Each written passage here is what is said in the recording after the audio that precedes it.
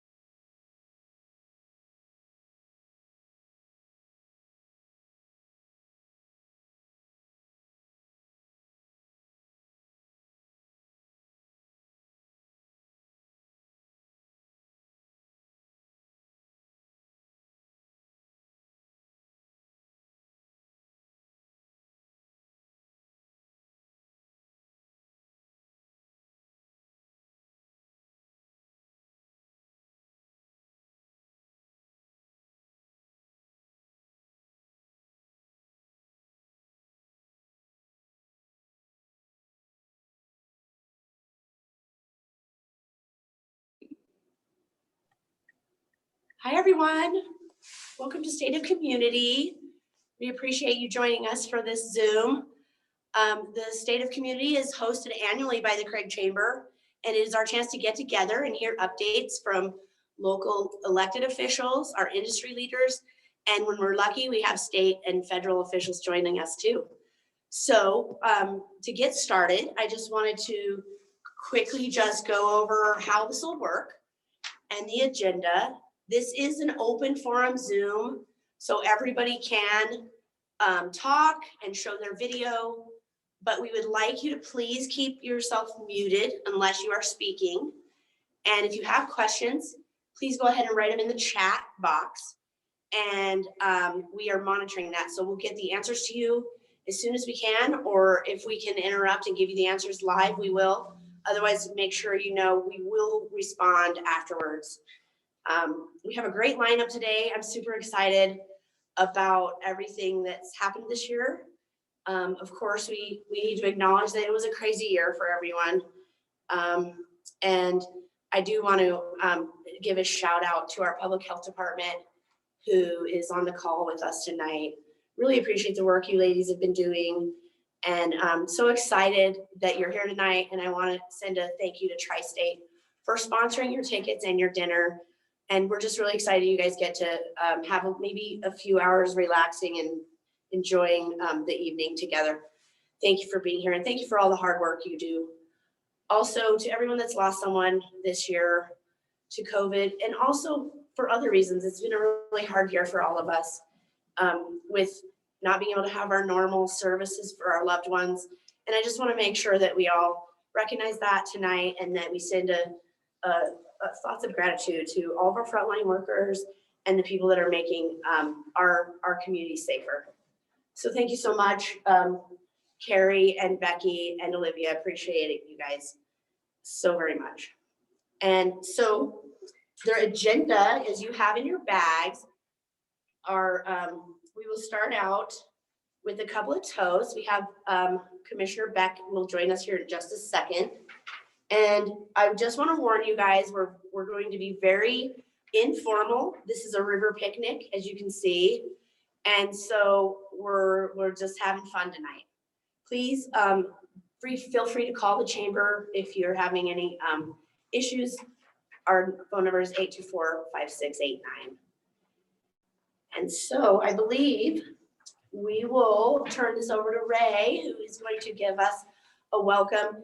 One quick thing before you start, Ray, is I met Ray as a barista at Starbucks. He came in, he was getting ready to retire from Yampa Valley Electric, and we got to know each other. And so I just think it is so awesome, Ray, that you have followed your dream to become a public servant, and you continue to serve us. And we've really worked well together. The things we've accomplished this year have been in big part to you being willing to work with the city and with the chamber and all of us together, proving indeed we are stronger together. All right, Ray. Well, thank you, Jennifer. I really appreciate those kind words. And can you hear me now? Can you hear us? Okay, good. I got a thumbs up. So, all right. Well, thank you. I do appreciate that. And again, ladies and gentlemen, community members, honored speakers, and guests, good evening and welcome to the annual State of the Community hosted by the Craig Chamber of Commerce, the Chamber Board of Directors, and led by Jennifer Holloway, Executive Director. As you can see from the agenda, we have an incredible line of speakers representing the state and local government, industry, education, recreation, and local businesses. Reflecting back on 2020, a year that started out with businesses as usual, wound up somewhat different than what we all anticipated.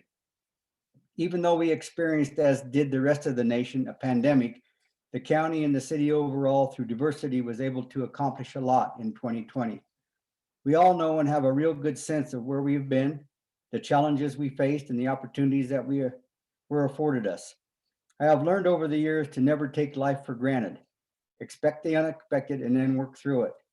I've also learned over the years that no one is an island unto themselves. It takes working relationships to accomplish good things that overall benefit the community that we live in and love. Anytime you make an investment, you do it because you expect to see a return on that investment. You support a cause or an organization because you see value in doing so. You see, the value of anything is in the eyes of the beholder. And while I can give many examples on the value of being a former elected official, value can be found in what you as an individual can bring to the table. It isn't always what one gets from an investment, but by what one gives to support that investment. Giving takes time, commitment, dedication, and a willingness to get involved and learning about the organization or the cause you support. One of the most satisfying returns of or value that I have witnessed over the years is developing relationships, because at the end of the day, it's not what you know, but who you know that really matters. This evening, no matter where you are employed throughout Moffat County, I would like to take this opportunity to recognize all the employees and staff for their time, commitment, and dedication to a job well done under uncertain circumstances and difficult times. They have risen to the occasion, adapted to their circumstances, and continue to serve the county, their community, and their elected officials. They are the boots on the ground. They are the ones that provide the services that we have all come to expect and enjoy. So this evening, join me in toasting those individuals who are responsible for the amenities and services we all get to be part of and enjoy every day living in rural Colorado. We are the county of opportunity in Colorado's great Northwest. Here's to the employees in Moffat County, no matter where you work. Thank you. Without further ado, I would like to now turn this evening over to Brittany Young, the Marketing Coordinator and Assistant Executive Director for the Craig Chamber. Brittany?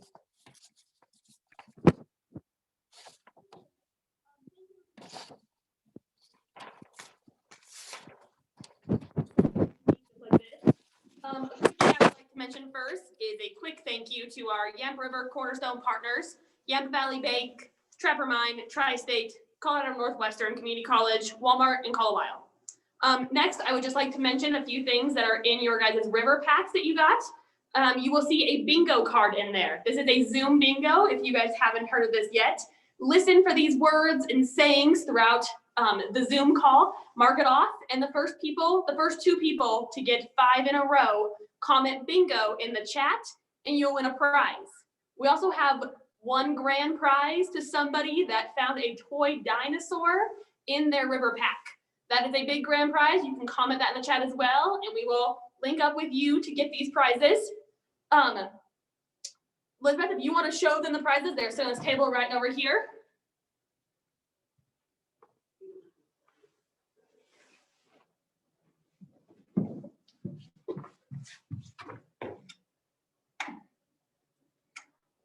Now you can see the prizes.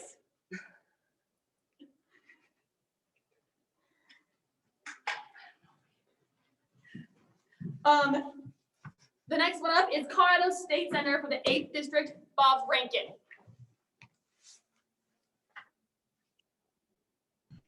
Thank you, and let me get unmuted. And thanks for the opportunity to be part of welcoming everyone to this very exciting session. I think we all know and feel strongly that Craig is a very special place and a very special corner of a wonderful state. So, you know, we're lucky to live in such a great place. I wish I was there with you. I'm actually stuck in Denver, have been pretty much since November, working on what turns out to be a pretty messy budget this year.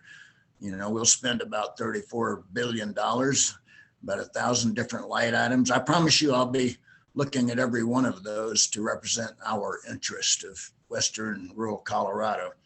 I'm also very much involved this year in working on bills to enhance our ability to mitigate, detect, and put out wildfires. Big, you know, in Northwest Colorado has suffered greatly this year.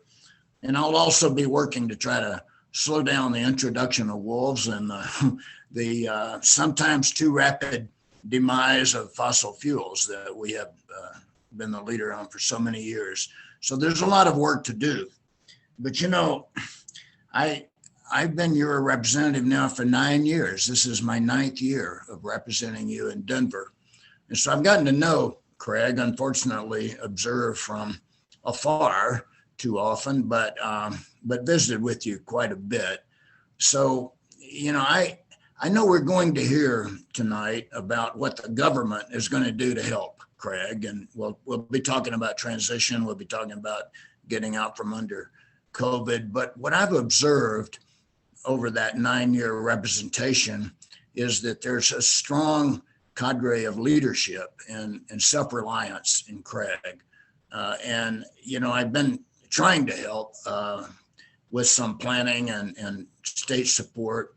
But, you know, my toast to you tonight as part of the welcome, I want to toast to the emerging leadership, the local leadership in Craig and the vision for the future. Because I think I can see an emerging vision that really is going to inspire not only local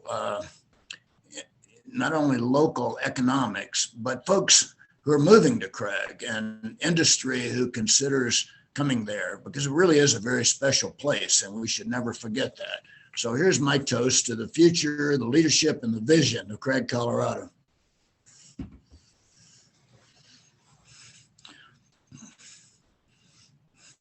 So back to you, Jennifer, or whatever's next.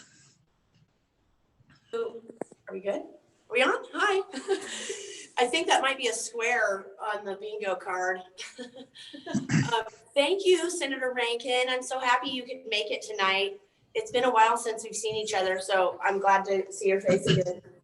I did want to mention one more thing in your packet in case you don't know how to put your logo on your Zoom call. There is an instruction sheet. So it's kind of fun to put your logo up there. If you want to play with that while we're talking, or maybe for your next meetings, it's a good little skill to have. So next we have a video toast from Betsy Markey. Betsy is the director of the Office of Economic Development and International Trade. The Chamber has been pleased with our partnerships with OEdit. We've had multiple over the years. Most recently, the Business Opportunity Toolkit, which came out a few years ago. It helped us look at data on what kind of businesses and future we had here in Moffat County. And that data has been helping us with finding what we're going to focus on. We also have been part of the Craft 101 and 201 programs, which is the Colorado Rural Academy for Tourism. And we had a large group of stakeholders take part in that, which I do want to give a shout out to Tom Kleinschmitz, Moffat County Tourism Director. And thank you, Tom, for letting us hang out in your boat tonight for the river picnic. This is super fun. And thank you, Denise, for letting Tom let us use your boat. Anyways, we've been a partner with MCTA on looking at how we can strategically create our tourism industry. We also work with OEDIT on the Small Business Development Center, which is hosted here at the Chamber and Visitor Center. Super excited about our new move into the Yampa building, which I'll talk a little bit about as we go through the night. We're sitting here in what's called the Visitor Showroom, and this room will feature the Yampa River as its focus. We have many different visual aids. We're getting a large 3D map of our whole county. You push a button and our river lights up. So we're really excited to showcase all of our wonderful areas in Northwest Colorado that really are not known yet. So this visitor center hub that we've created here at the Yampa building in partnership with local marketing district and the city of Craig. City of Craig did take ownership of this building from the school district. And we've been able to make our move in here as the chamber, expand the visitor center, expand the sportsman center, have a place for a co-work space, Yampa Co-works. That's also another initiative that we've worked with OEDIT on that is part of the proximity space, which is a chain of co-work spaces. So we're going to be able to have people that stop by, maybe they're here for a hike, they need to check their email, come on in here for our broadband.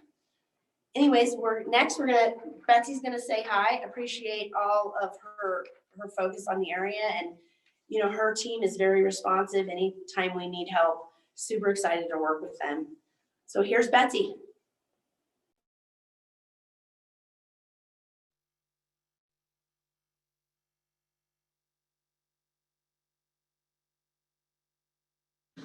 Hi, I'm Betsy Markey, and on behalf of Governor Polis and the Colorado Office of Economic Development and International Trade, I'd like to extend a very warm greeting to our partners in Colorado's Great Northwest. Moffat County is an active partner with our office. Together, we've collaborated on projects that have helped tell your story and cultivate economic growth. Moffat's vast open spaces continue to attract outdoor activity, something that has been especially valued over this challenging year. In fact, Moffat's outdoor recreation continues to build interest in adjacent business activities, from motorized sports to light manufacturing. The beauty of Moffat County lies in the diversity of ideas that matches the diversity of your wonderful geography. You think big and are willing to consider ideas that offer sustainable bridge to the future without sacrificing the ideals that make the Yampa Valley so special. We applaud you for projects like the Yampa Co-working Center and the Craft Program. We're excited that opportunity zones continue to uncover new potential and new awareness. 2020 was a difficult year, but as you all gather today, I hope you feel the sense of opportunity and optimism that I have for the months ahead. As Governor Polis continues to champion a Colorado for all, we're so fortunate to have partners like Moffat County that are actively shaping a future built on the resilience, self-reliance, and independence that is as vast as Colorado's Great Northwest. Cheers to a bright 2021, Moffat County. Thank you.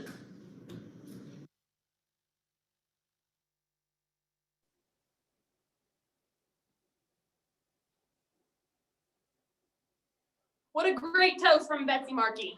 Next up, we have Colorado Outdoor Recreation Director, Nathan Fay. Well, great. Thanks, Brittany and Jennifer. It's nice to follow on the heels of Senator Rankin and Betsy Markey. My name is Nathan Fay. I am the director of the Colorado Outdoor Recreation Industry Office, and we are one of 4 lifestyle divisions that are housed within the Office of Economic Development and International Trade. And you just heard from our executive director, Betsy Markey. And so because we are a part of the Office of Economic Development and International Trade, I need to acknowledge that that particular placement allows the Outdoor Recreation Office to have access to this wide array of state and local resources, and allows us to provide the opportunity to connect our federal and state and local agencies, our trade associations and their membership, and our industry leaders by way of brands and manufacturing, guides and outfitter services, to discuss everything from state and local policy issues to business growth incentives and economic development strategies. And I think that that is why Tom and Jennifer invited me to participate here today, mostly because of the economic development strategy. And I'm really pleased to join you all.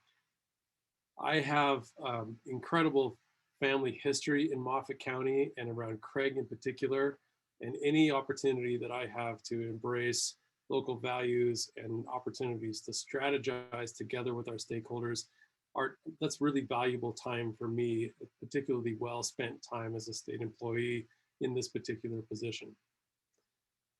The Outdoor Rec Office serves as a central point of contact, serves as a point of advocacy, and we provide resources from the state level for all of the diverse constituents and businesses and communities that rely on or are looking to capitalize on the continued health of our outdoor economy.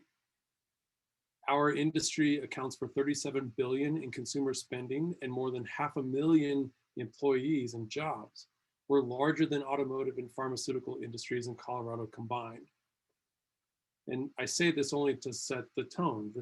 We are one of the, I think the second largest industrial sector in the state of Colorado. Those that work in the outdoor rec industry have collectively earned over $21 billion a year in wages and salaries. We've generated $9 billion in state and local tax revenue.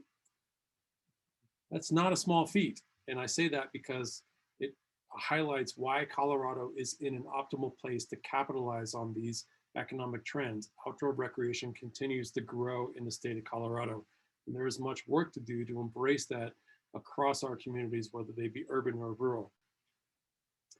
Let me put a finer point on that. Between the years 2013 and 2017, that 5-year period, the outdoor rec and technology sector doubled in size in Colorado. Like I've said, it's one of the fastest growing sectors in the state. In that time frame, consumer spending increased by $16 billion. Wages and salaries were up over $8.5 billion. State, local, federal tax revenue up over $4 billion. All of that contributes to social services and infrastructure and educational programs. I say that only because I think that outdoor recreation has proven to be a potent economic force in Colorado. We comprise 10% of our GDP. We employ nearly a fifth of our workforce in the state. And we have a proven $62 billion annual economic benefit to the state of Colorado. Those are really significant numbers. Unfortunately, most of that growth over that 5-year period has occurred along the Front Range and within the Denver metro area. So rural parts of Colorado have largely been left behind in those benefits. And so as the director of the Outdoor Recreation Office, and I'm only the second director since we've established this office in 2015, my mission is to ensure that we are working to serve as a resource to communities looking to benefit from including outdoor recreation as a central part of their economic development structures. And Northwest Colorado is certainly on my radar, and I've met with a number of you as stakeholders as we develop a strategy to achieve that specific goal. I will highlight 3 particular projects that we are actively pursuing with many of you on this call, and then I'll open it up to our next presenter.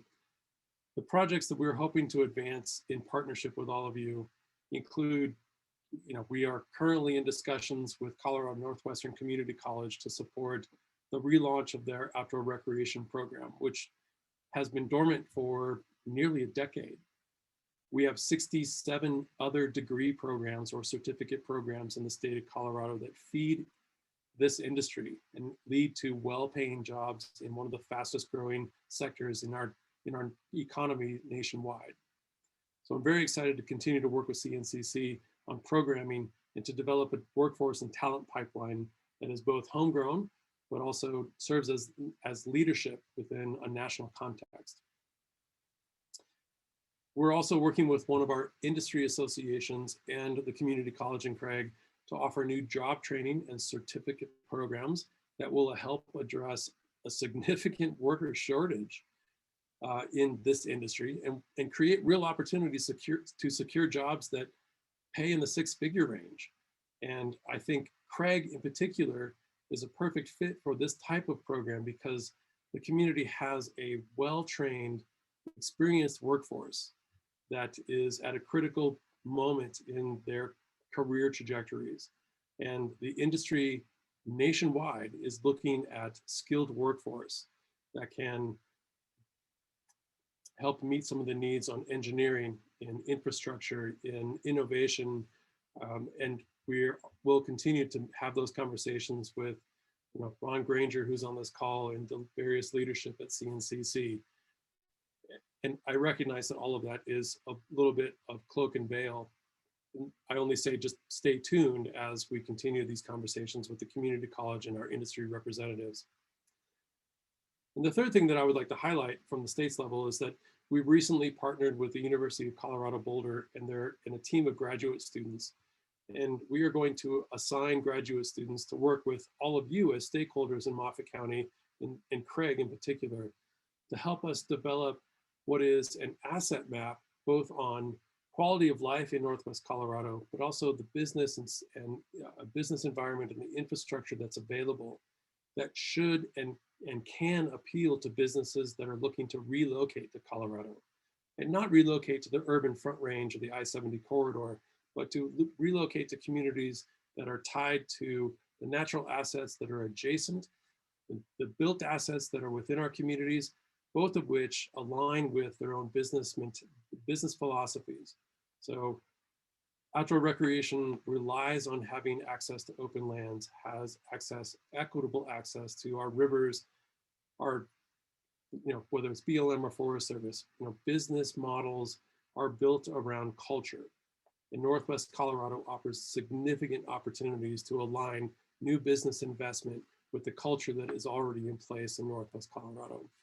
So I'm really excited to start to work with all of you as stakeholders and pair your expertise with the resources that we have available from the university. I will keep it short. I'll keep it to that. I look forward to working with all of you as key stakeholders and partners in these efforts.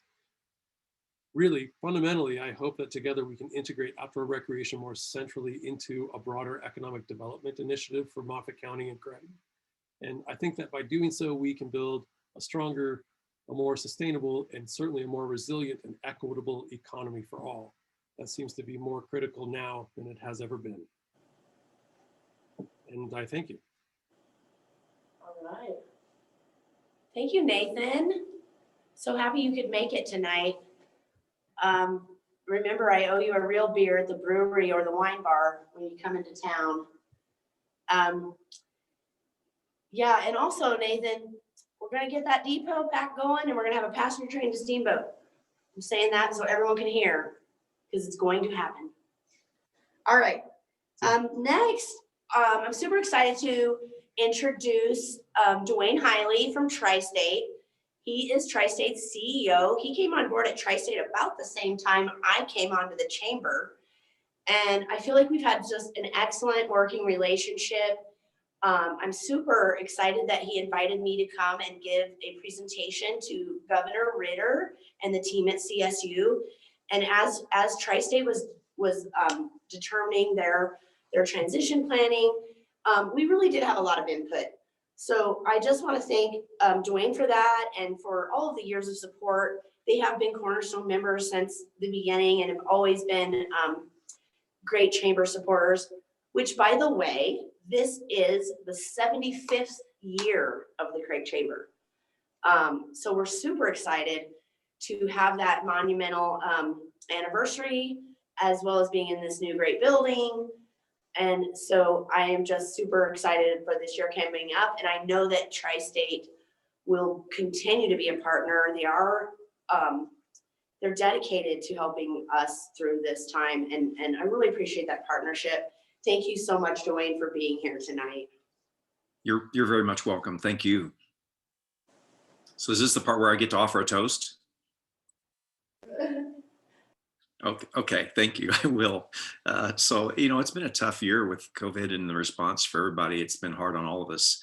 We wanted to extend our toast tonight to the local public health workers, especially Carrie Ladrow, Olivia, and I'm not sure I'll get your name right, Sheely, and Becky Copeland. Thank you for your efforts. And so this is our toast, our virtual toast to you with some Colorado whiskey, and wish you the very best.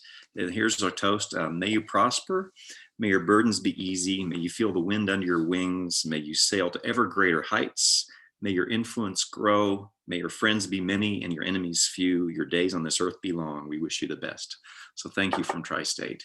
Oh, thank you. Yeah, awesome. Thanks. Cheers. That was sweet, Dwayne. Thank you. You're welcome. Next up is Colorado General Manager Chris McCourt. Chris, whenever you're ready. Yeah, can you hear me okay? Yes, we can. All right. Well, thank you for inviting me to give this update on the Colawyo mine tonight. For those that aren't familiar with Colawyo, we're a surface coal mining operation located approximately 25 miles south of Craig along Highway 13. You can see the big sign when you drive down the highway there. It's kind of hard to miss when you're right between Craig and Meeker.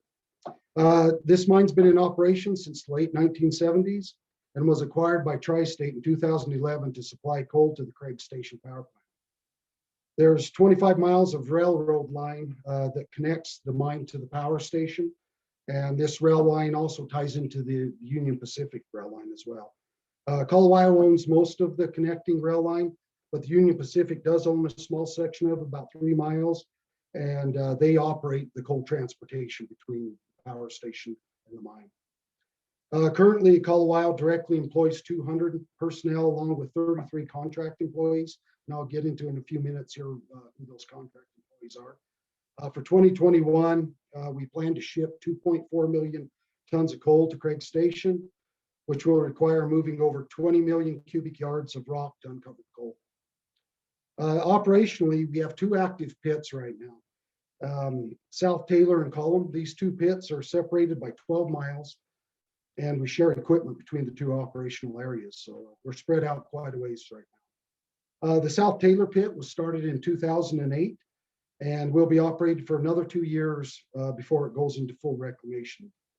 Historically, this pit had up to 13 different coal seams that we were mining, but now we're kind of towards the end of the life of the mine, and now we're down to just 3 seams that we're mining in that pit. This is a dragline pit that incorporates cast blasting. Cast blasting is the process of utilizing explosives to move the material from the advancing cuts into the mined out areas. So we actually blow the material with explosives back into the area that's already been mined out. The rock material over the coal seams that aren't moved by the explosives are then picked up by a drag line, and that's how we uncover the coal seams. In the column pit, this is the new expansion area that we started in 2019, and it currently has both truck shovel and high wall mining operations in progress. The truck shovel operation consists of large electric shovel that has about a 58 cubic yard bucket on it. So very large machine that removes the rock material over the coal and then places it into 240 ton trucks that then relocate the material outside the pit so we can mine the coal. Now, that's one part of that pit. The other thing that's going on inside of it is the high wall mining, which is a hybrid of underground and surface mining.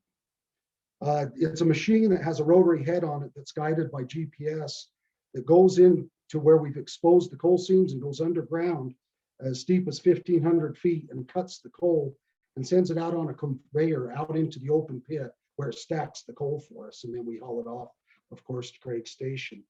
The personnel that operate this machine don't go underground at all. It's all ran remotely outside in the pit and through guidance systems and different instruments to kind of tell them when they're getting close to rock and how to stay within the coal seam and keep our coal quality high. So it's a very cost-effective way to supplement our surface mining. And the two processes, the high wall mining and the truck shovel, really complement each other. The truck shovel drives the first cuts down through the ground and exposes the coal seams. And then in the walls where we've exposed the coal seams, the high wall miner comes in and mines that coal. So these two processes work very well together. In addition to the two active pits, we are also in the process of reclaiming a historic pit called West Pit. It started operations in 1995 and continued through 2014. We've been in the reclamation process for that pit for quite a few years, and we're now in the final stages where we're actually backfilling the last open cut that we had in that pit. For those not familiar with mine reclamation process, we remove the rock and mine the coal from the ground. And then when we're done removing the coal, we move the rock back in and put the ground back to close to what was original topography. And then we go over it with topsoil, and then we revegetate the surface. In a lot of cases, we're even improving the ground from what it was and the vegetation from what it was like before we started the mining process. So it's a very important part of our mining. Our employees take a lot of pride in what we do when it comes to the reclamation. We see it as the pinnacle of our whole mining operation. And we've, over the years, we've received many awards for the work that we've done and the quality of reclamation that we do. And so that's just a quick update on Kalawao. Again, I appreciate the time to give everybody an update. Thank you. Thank you, Chris. We appreciate that. Next, we will have Tim Osborne, who has recently been promoted to the Craig Station Manager. Excited to have Tim with us. Tim? Thanks, Jennifer. I hope everybody can hear me. I get a good thumbs up there, I guess, so I'm going to go for it. You're good. First, I want to just take a minute to extend a really heartfelt thank you to Rich Thompson. Rich is retiring as the plant manager from Craig Station in March. He's been here for 32 years, and of those 32 years, he's been my direct supervisor for over 20 of those years. I consider him my mentor and my friend, and I've been blessed to work with him, and I'm also privileged to know his wife and family as well. He's a bright, out-of-the-box thinker who always has the very best in mind for the plant and this community.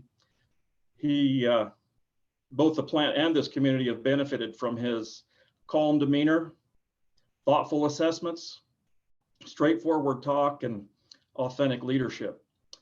As Rich moves on and I transition in, I just have to say it's truly my honor to know him and to learn from him. And we'll all be grateful he's not leaving town as part of his retirement. And I'm sure we all wish him the very best to him and his family as he retires. Second, I'd also like to thank Dwayne Hiley and the Tri-State Board of Directors for their generosity in 2020, providing $150,000 for electrical infrastructure improvements at Loudy Simpson, for the EPRI Tri-State Partnership of $250,000 for Farm in a Box at Moffat County High School. Due to the pandemic, that training has been postponed, but it sounds like it has started up again, so that's very good news. And Tri-State's also been donating annually to the Grand Ole West Days, Whittle the Wood, Bear River Young Life, Auto Show, Moffat County Balloon Festival, the Moffat County Fair, Craig Rotary, American Flag Project, Craig Chamber of Commerce, the Yampa Fund, Moffat County Schools and academic programs, including prom safety, robotics, and other after-school activities. Additionally, Tri-State matches United Way contributions of our employees here at the plant. And the combined contributions this year were $63,000 over that. So thanks again, Dwayne and the Tri-State Board of Directors. All that said, it's been a big year, 2020 for Craig Station. We successfully completed a Unit 2 minor outage with no accidents or injuries, and that included the installation of 72-inch butterfly valves in our circulating water system, and that improved our lockout tagout features. We had boiler chemical cleans on Units 2 and 3 with a stator cooling water chemical clean on Unit 3 as well. We installed cooling tower fan brakes used to slow and stop the fans from windage due to windage, and that also improved lockout tagout features to keep employees safe. We completed a compliance assurance monitoring program where we're going to monitor a dust collector at coal handling through our control system. And as part of our pandemic response, we've installed stanchions at the security gate to minimize up close contact between the guards and personnel entering and exiting the site. So it's a win anytime we can install equipment that improves the operation of the plant and keeps our workforce safer. Isolating and depressurizing equipment that could have 1,000-degree temperatures and over 3,000 pounds of pressure is incredibly important to us. One of my goals going forward is to make as many megawatts as we can at the lowest cost as we can and for as long as we can. Meeting this challenging goal requires priorities that include continuing our robust maintenance systems, all the while reducing our operating expenses. We only have 2 major outages scheduled for Craig Station for the remainder of our operation here. We have a 6-week outage scheduled on Unit 3, scheduled in later April this year, and we have a second 6-week outage scheduled on Unit 2 in the spring of 2023. There will be times in between when we are either forced off or take the unit offline to do some work, and we're going to have to optimize those opportunities. During our outage coming up in late April, we'll be replacing our 6,900 volt breakers on Unit 3, rebuilding an ID and an FD fan, repairing a circulating water riser at the Unit 3 cooling tower, replacing the boiler blowdown tank and piping, and performing boiler inspections, a stack inspection, and numerous other inspections that'll help us plan for future and necessary work. And these kind of projects bring people to Craig, to our town to work, and hopefully they get an opportunity to experience Craig and Northwest Colorado. With that, thanks for allowing me the time tonight. I hope we can get together sometime soon in person, but I'm eager to serve and do my part in leading Craig Station and Craig and Moffat County's transition of workforce and economy. There's both much to do and much to look forward to. So thanks again. Awesome. Thank you, Tim, so much, and congratulations on the promotion here. Tri-State is very lucky to have you. Next, I would like to welcome Yampa Valley Bank President Dave Fleming. Good evening, everyone. Thanks for attending tonight. Can everybody hear me? Good. Thanks, Chuck. So first, I want to say how grateful I've been in the last year to be living in Craig and Moffat County, as we've all experienced the effects of the pandemic. And I would really like to toast tonight our community.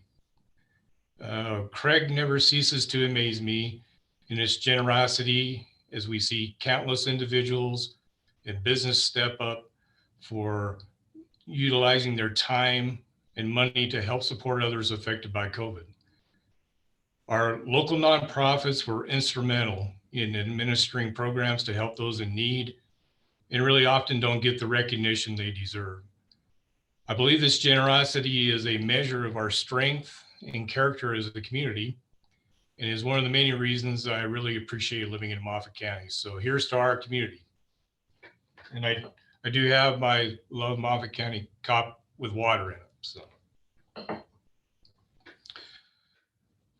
the banking industry this past year facilitated one of the most historic programs in our history with what was called the Paycheck Protection Program. This program was implemented under the CARES Act and administered under the Small Business Administration's 7A loan program. The intent of PPP was to facilitate funding through the banking system to provide economic relief to small businesses adversely impacted by COVID-19. Tonight, I would like to share results with you from the first round of this program. This started back in March of last year and ended around the 1st of July last year. And the statistics I'll share with you are specific to Craig and Moffat County. So you have an idea of how that affected us. As you all know, we have 4 banks located in Craig, but interestingly enough, there were 19 different financial institutions that provided at least one PPP loan in Moffat County. Within our county, there was 187 loans done. The total dollars that were put into our community and county equaled $13,263,695. As part of the applications and the process of this, applicants had to indicate how many jobs were available in their business, and they were going to keep funding. And so these dollars supported 1,805 positions in our county during that period of time. Statistics, I'm pretty proud of what our bank was able to do. Yampa Valley Bank in Craig funded 92 or 49.2% of all loans, while dispersing 5.8 million to our customers. This represented 43.88% of all funds and supported 771 jobs within the county. In addition, our bank did 43 loans for $2,239,000 to our customers in Rio Blanco, Western and South Route, and in the Little Snake River market of Wyoming.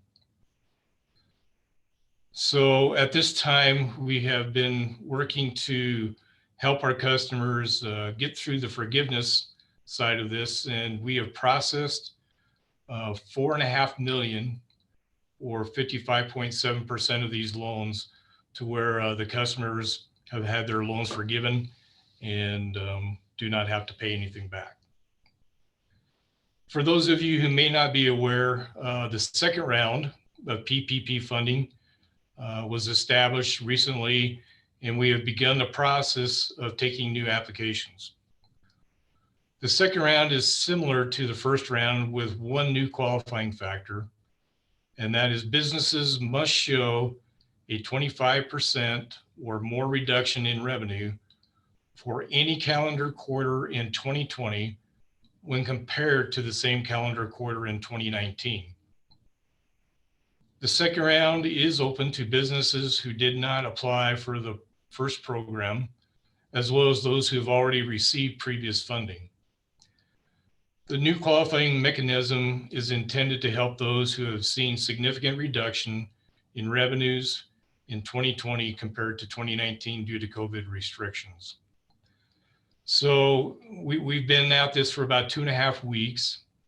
And to date, in the second round, our office here in Craig has received 36 applications. We have 22 of those have been approved and funded for just under $2 million. And currently have another 14 loans that are in process for just over $100,000. So hearing these numbers, I'm sure you can understand that these funds have certainly helped many businesses in our community survive and sustain employment since last March, and has been an important part of how we've helped each other and move forward in our community.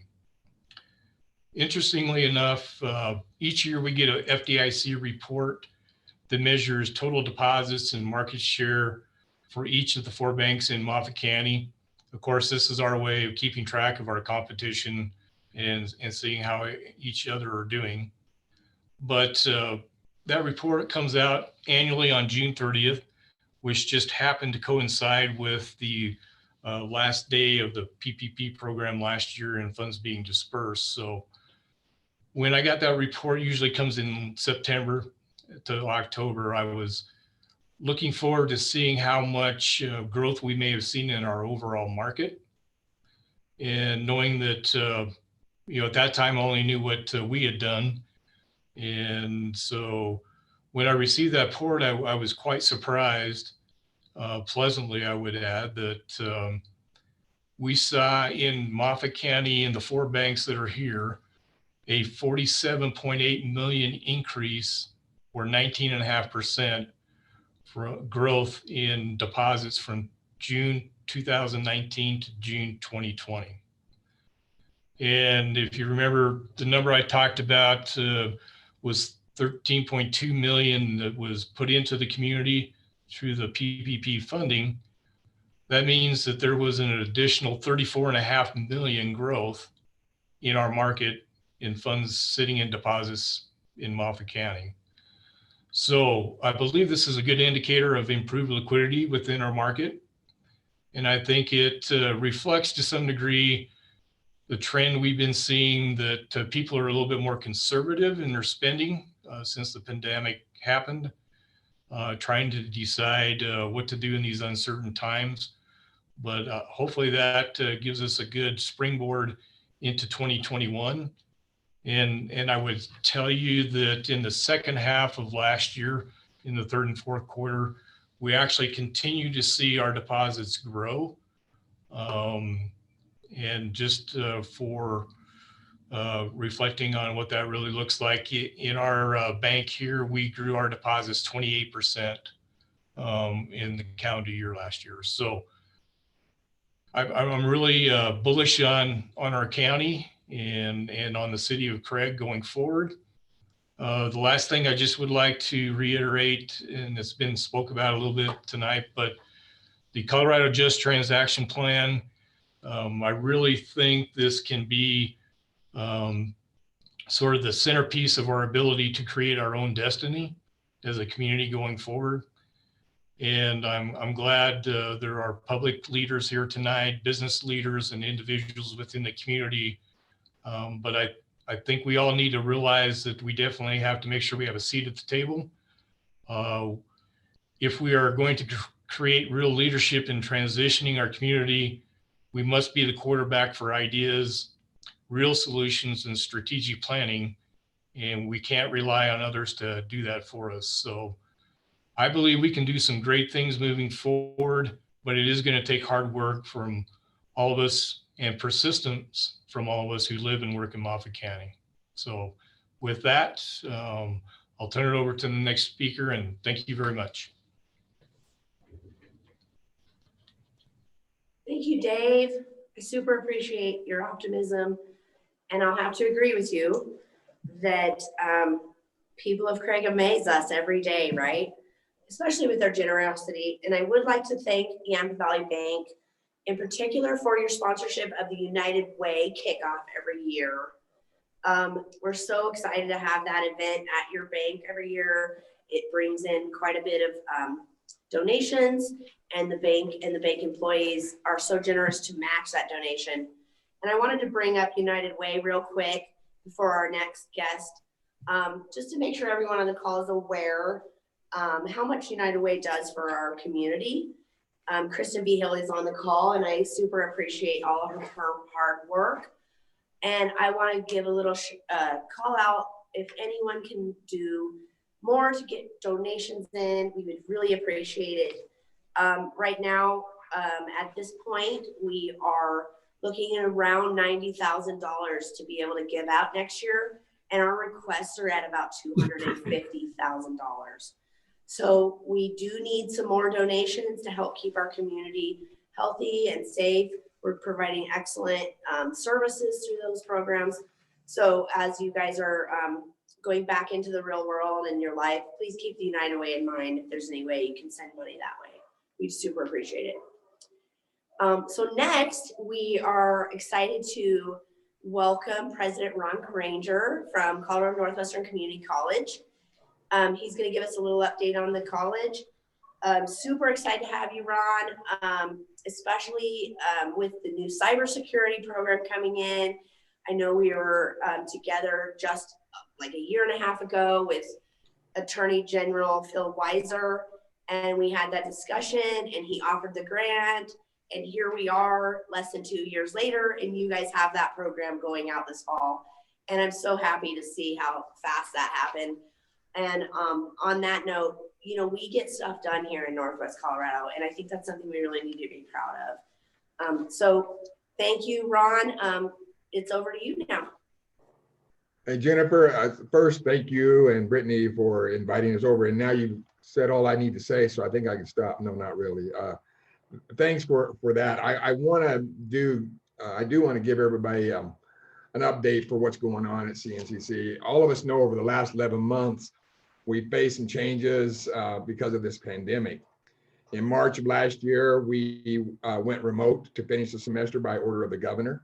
And throughout the summer, though, we worked on the protocols and the procedures that we could use so we could get our students back on campus. And in the fall, we did open our campuses. Our students did come back and it was very successful. We offered the students several options so that they could, if they felt like they didn't want to be face-to-face, they could take a face-to-face class or remote, or they could do a blended class, which included both face-to-face and remote. And although we did have more take online courses, the majority of our students did decide to come back face-to-face, and which was good for us because it's great to see our students on campus. We did finish the fall after Thanksgiving remotely because most of our programs were able to finish up then. However, this spring, we're back to face-to-face again, and our classes are going strong. We just finished our 3rd week, and so we're all excited about that. As most of you may know, our fall athletic programs were moved to the spring by the order of the NJCAA, which is our accrediting body for our sports. So we started back with competitions actually on February the 1st. The soccer program in Craig will have their first competitions on April 2nd. And that is the dates that were set by the National Organization for Soccer to start. But we have done several things over this last year that I think has helped us so we can enhance the education for our students and we can make make it better for our students as they go forward. And as Jennifer said, we are getting ready on our cybersecurity program. We've hired a director for that program. It's going to be housed out of the Craig campus. We have identified some areas on the Craig campus so we can reconfigure some space for this program. And it will be starting in the fall of 2021. We've submitted all the forms to the state and those have been approved. And now we've submitted to the Higher Learning Commission, who is our education accrediting body, and hopefully get our final approval here in the next couple of months. And this was made possible by a grant from the Attorney General's office for $500,000. And I want to give a shout out real quickly to Joanne Baxter, because Joanne's the one that introduced me to Phil Weiser, and that's kind of what got it started. And so we were excited about getting it. They have been working with us very well on getting this program going. We also applied for and received what they call a RISE grant, which is through the state of Colorado. And RISE stands for Response, Education, and Student Equity. We submitted the grant in partnership with Colorado Mountain College, and our portion of the grant comes out to be about $900,000. And what that's going to be used for is it's going to allow us to upgrade classrooms in some of our high schools that we serve that don't have the capabilities to upgrade themselves. And that's a total of 28 classrooms. But one of the unique things about this grant that we're going to be able to do is we're going to create a mobile STEM lab or a science lab that we can take from high school to high school. And the students will have an opportunity to work with state-of-the-art equipment in those sciences. By doing these things, we'll also give our high school students the opportunity to take classes directly from the college through a remote learning process. I want to say that I want to give a shout out. I saw some of our board members, Moffat County board members on here. They stepped up this last year and they actually set aside some money and they were willing to help us using some of their reserves if our enrollment was way down and we just could not provide all the services we needed. I appreciate that, but I am here tonight to say that because of our budgeting process and because enrollment isn't down as much as we thought it would be, we really don't think we're going to have to step into anybody's reserves to be able to provide the services that we have. We know that it's not over with yet, but we really believe that we're going to be in a good shape to go forward on this. The one thing there's a couple of things I want to do here, but one of the things that we did this last summer that I think was kind of unique and the other colleges seem to pick up on it is we decided early in the summer that we had students that weren't enrolling in the fall that should be coming back or that had applied. And so we started a call the student program. And we had everybody, anybody in our administration, our staff, and our faculty from all the different divisions were calling students and making sure that if they needed help, we can provide that to them to get back to school. Or if there was a reason why they weren't coming back, maybe we can get them back in the spring. We called several thousand students, and we were able to get some of those to come back and not put off their education. And so we were excited about that. And it's a program that we may keep continuing on this next summer when we start looking at students who have not enrolled. We've done a few other things. We've expanded our workforce offerings. We're working with other colleges to offer courses for our students, and they would be remote, and that's throughout the state. And as was said before, we're working with OEdit and others on expansion of outdoor ed, paleontology, and many other areas. I do want to give you a couple other items. One, somebody was talking about retirement a while ago. We have 2 longtime employees who are retiring from the Craig campus. Tony Aldridge was our director of facilities, and Tony retired at the end of December. And then Kathy Powell Case, who's our dean of our career and technical education in Craig, and our business instructor, will retire at the end of the school year. We're going to miss both of those people, but we are working on filling those positions as soon as we possibly can. I think one of the biggest things for us that came out about a month ago, and I know that I think it was in the Craig paper also, but Newsweek came out with an article that named CNCC as the 5th best community college in the nation for sustainable wages for our students after graduation. Their analysis was done by a group called Stackers, and they do a lot of analysis for different education in colleges and universities.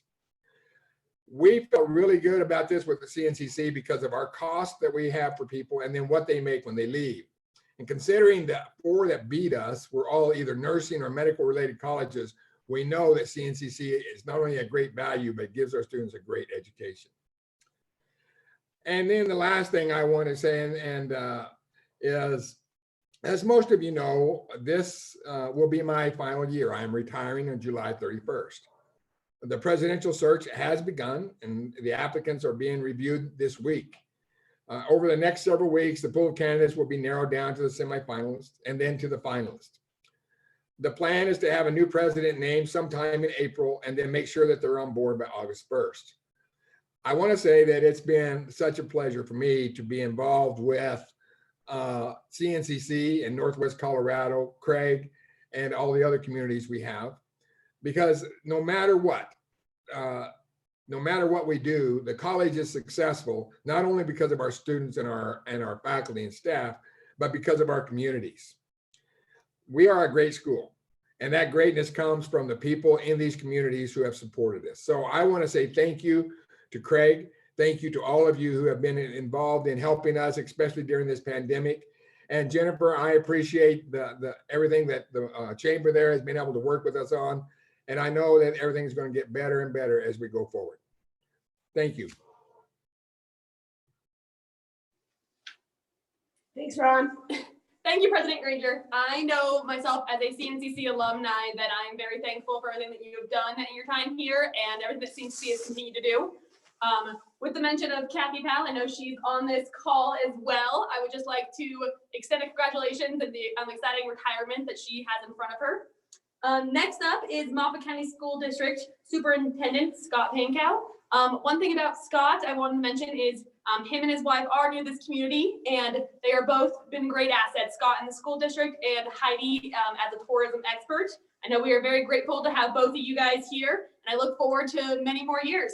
So Scott, whenever you're ready. Great, thank you. First of all, I'd like to thank Jennifer Holloway and the Craig Chamber of Commerce Board of Directors for allowing me the opportunity to speak and share our journey this past year and highlight the future for Moffat County School District. You know, looking back over the past several months, I am very proud of our Moffat County School District employees. Their efforts throughout this pandemic has been outstanding. Also, I would like to recognize the Board of Education by supporting our teachers and administration throughout this endeavor. In every corner of the district, everyone is stepping up, doing their part, going above and beyond to ensure that we support and deliver the best possible learning experience for our students in various settings. These staff members, they're our daily heroes. teachers, support staff, administrators, they all had to be adaptable in a system that we know sometimes doesn't lend itself to quick change. Yet we did, and we continue to do so. In the future, we don't know what the pandemic's entire effect will have on our educational system. You see research coming out all the time, not only locally, but as a nation. So here in Moffat County, we know that we need to recapture, reassess, and re-engage our students, focusing on their needs, not only academically, but also our students' social and emotional and extracurricular needs. John Hattie, he's one of our top educational research gurus of our day. Through his research, he's identified the biggest single factor in increasing student achievement is collective teacher efficacy. This comes with an impact of a 1.57 size effect. So we need to continue to foster this collective teacher efficacy, along with continuing increasing teacher job satisfaction. It must be a goal for our district. Our teachers are vital to our students in Moffat County. So we must focus on attracting and retaining high quality teachers. We're interested in growing our own and adding a teaching component to the CTE program at the high school level. Another one of our goals is continuing and advancing our partnerships with the community, just as we've heard today how important that is as we pivot our economic focus. From CNCC to businesses, Tri-State, Drew Kramer, and thank you very much for everything you guys have done and reached out to us. City leaders, we recently met with them the other day. They reached out to us regarding a partnership with us. We know and understand that we are preparing the workforce needed for Moffat County in a proactive and collaborative effort. The goal of any great education system is to create productive and responsible citizens that support and contribute to the local community. And that's what we want to do here. Entrepreneurships, internships, apprenticeships, they're all part of this process. Creating an educational experience in a career-focused learning effort for our graduating students where they know the why, the what, and the where they will be after receiving our diploma. The dream is for every student that we hand our highly respected and distinguished diploma to has a post-secondary opportunity that best fits their individual needs. These students will have post-secondary workforce readiness plans, be it military, trade school, college. They're all part of their pathway. Several choices as they create a future for themselves in partnerships, planning with school personnel and their parents. These expectations, they have us reimagining our students' educational experience from preschool to high school, as well as our alternative high school setting. The question is being, what other options can we create for the students? If this pandemic has taught us anything, it is that in-person learning is crucial for our students. That being the case, we need to have facilities that match our students' needs and are sustainable for the next generation of students. Facilities that match the high quality teaching and opportunities taught within our walls of Moffat County School District. Facilities that are inspiring and part of a 21st century learning experience. With board approval, the district will be going for a bond initiative in November. We're currently reviewing our trainer architect's work at the Moffat County School District Master Facility Plan and meeting with building administrators to review these individual building needs. Any additional modification to these plans and looking ways for air purification at all buildings. We'll also be writing a BEST grant for safety and security measures to add to our buildings, offsetting some of these costs to the taxpayer. We plan on holding open forum meetings, explaining what each building is going to see and what the public will see in each building as we repair them. Finally, another goal is to get our students back into the buildings, full-time in-person learning. We started this pandemic journey with students and staff safety at the forefront of our minds, and we'll continue this thought process throughout the year. A big thank you, and it was mentioned earlier, to Public Health, Carrie and her team, along with our school nurse, Miranda. They've done an outstanding job keeping us going. We are very proud that of all the districts in Colorado, we started with a plan, stuck with a plan, and haven't been going back and forth. Very proud of the work that everyone has done. Currently, our COVID numbers and positivity rates, along with our hospitalization rates, they continue to decline. Our schools right now have about a 1% student teacher or quarantine or positive, but research has shown that schools are not the super spreader. So we were lucky enough to get the first round of vaccines to our staff, with a second round to be completed this week. We'll continue to work with public health and MRH with future vaccine clinics. If these trends continue, I will take this plan to the school board at the end of the month when we feel comfortable moving back to in-person learning for our students, something that we do the best. Recently, I signed a 3-year contract with the district, and I am excited for the future and what opportunities will be available for Moffat County School District students. Thank you for your time.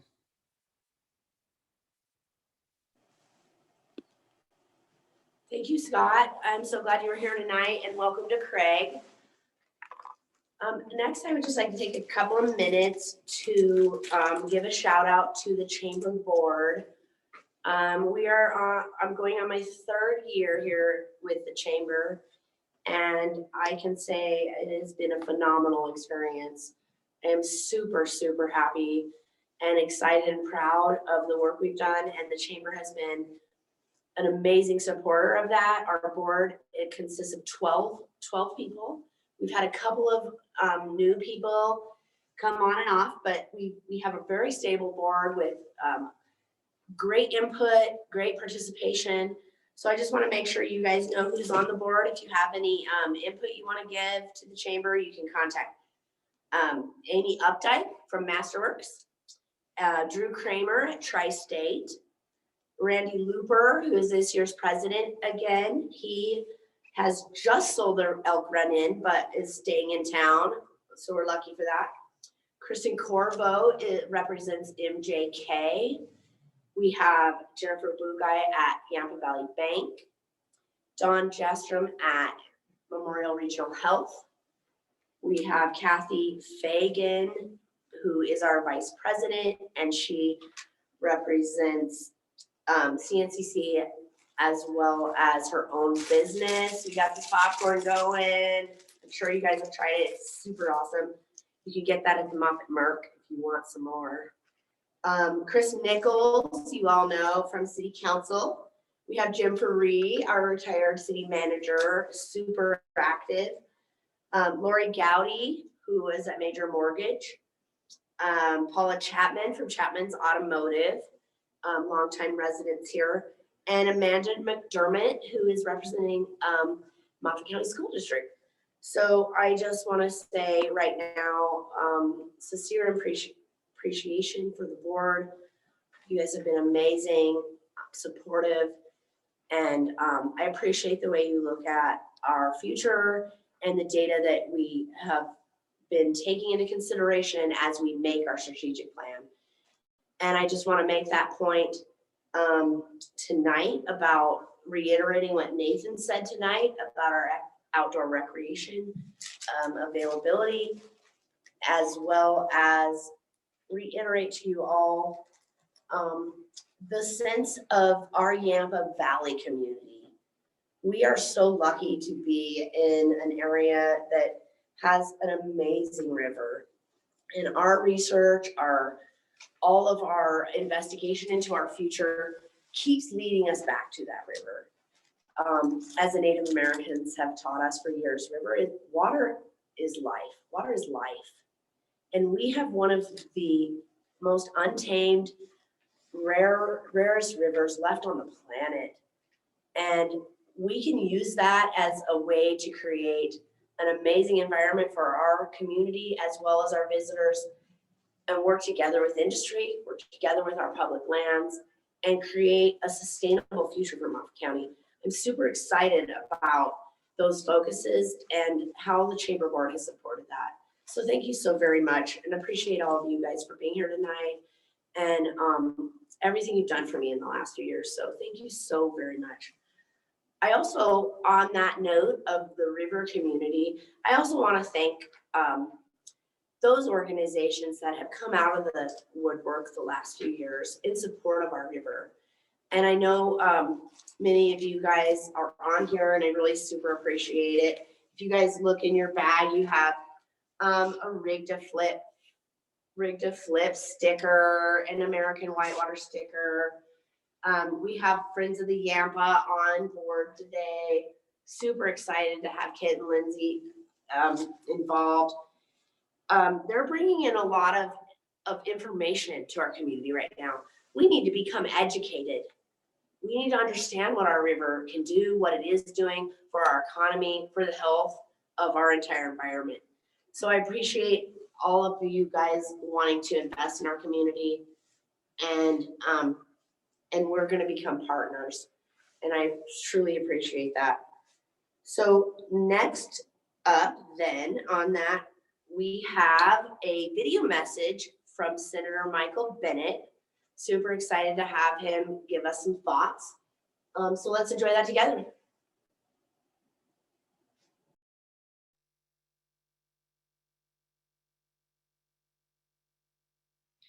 Hi, everybody. It's Michael Bennett. I'm sorry I can't join your State of the Community discussion in real time this year. I'm grateful for the opportunity to share a few thoughts at your event. We've known each other long enough that I owe you candor about the difficult situation we face and the hard work ahead that we need to pursue together. It's not been an easy decade for communities like Craig or for Moffat County, from the cost of healthcare to nearby wildfires and drought region to changes in the economy that have been really tough. There's no shortage of challenges to address, and that's before the pandemic hit, which I know has been really hard on the community, as it has been for many communities across our state. So we've got a lot to do, and it's not going to be easy. It's going to take more than 1 year, and it's going to take more than one administration. But I believe that we have a rare opportunity to finally do a lot of good work that can make a real difference for people in Craig and all across our state. In the short term, we've got to provide families and small businesses with enough relief to get to the other end of the pandemic in one piece. And it's why the relief package we passed at the end of the year extended unemployment benefits, funded schools, invested in testing and vaccines, and made some overdue changes to the small business relief program to extend it and make it more flexible. I wanted it to be even more flexible, but at least we made progress. And we can't settle for simply going back to how things were before the pandemic. We've got to set a higher bar for the work ahead. That's why I'm going to make a huge push this year to invest in high-speed broadband so our rural communities can compete on an even playing field. I've introduced a bill to do just that, stop the federal government from continuing to subsidize the big telecom companies and instead invest in communities like Craig. It needs to be part of a push for bigger investment in the 21st century in our infrastructure in this country to create jobs, strengthen our economy, and leave something better for our kids and our grandkids who deserve not to have to drive on roads that our grandparents built, but on infrastructure that we're building for them. I'm also going to try and pass some sort of way of getting universal health care in this country. My public option starts in rural areas and gives people a choice for their health care if they want that choice. And I'm going to push for a new bill I introduced that would create 2 million jobs in rural America, mostly in the West, restoring our forests, watersheds, and public lands while reducing the risk of wildfires. That's just a partial list. We've got no shortage of work ahead. And I appreciate so much the ideas that I've heard from all of you over the years that have informed the legislation that I've written. And I don't pretend to have all the solutions. So if there are ideas that you have or ways to make better the work that I'm doing, opportunities you think we should pursue, please let us know. I value our partnership, and my job is to represent all of you, whether you voted for me or whether you didn't. Our team's representative for the region, Matt Kirker, is on today's call and stands ready to help however he can. let me end by thanking you again for inviting me to share a few words and persevering and for leading in this really difficult time for Colorado and the country. Please take care of yourselves and your families until we get through this crisis, which we will. We are coming to the other side of it. Thanks, everybody. I look forward to seeing you soon in person.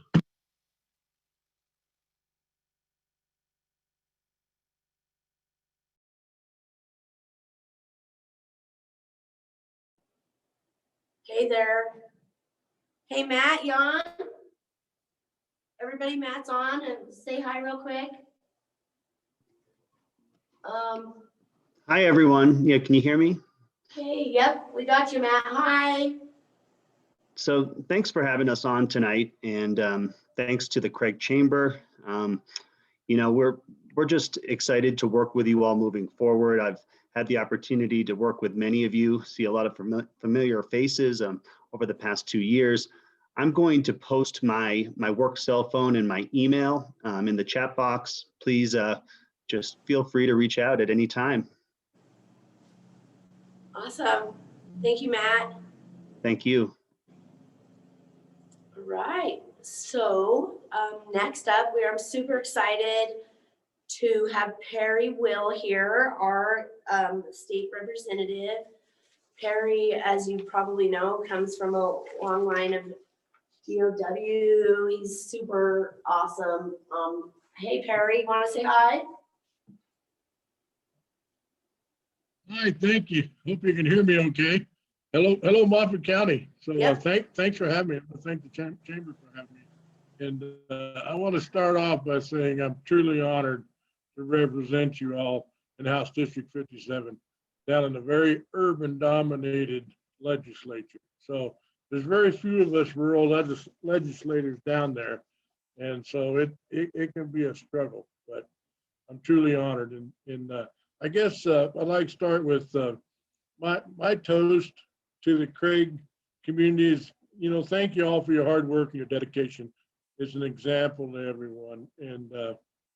And thanks for being your best every day. That's my toast to you all up there. So thank you. And then I want to mention too, I mean, Ron Granger was talking about his retirement. So I want to say been very, very helpful to me, Ron has, and I appreciate that. But I want to say Godspeed on your new journey, Ron. We're going to miss you.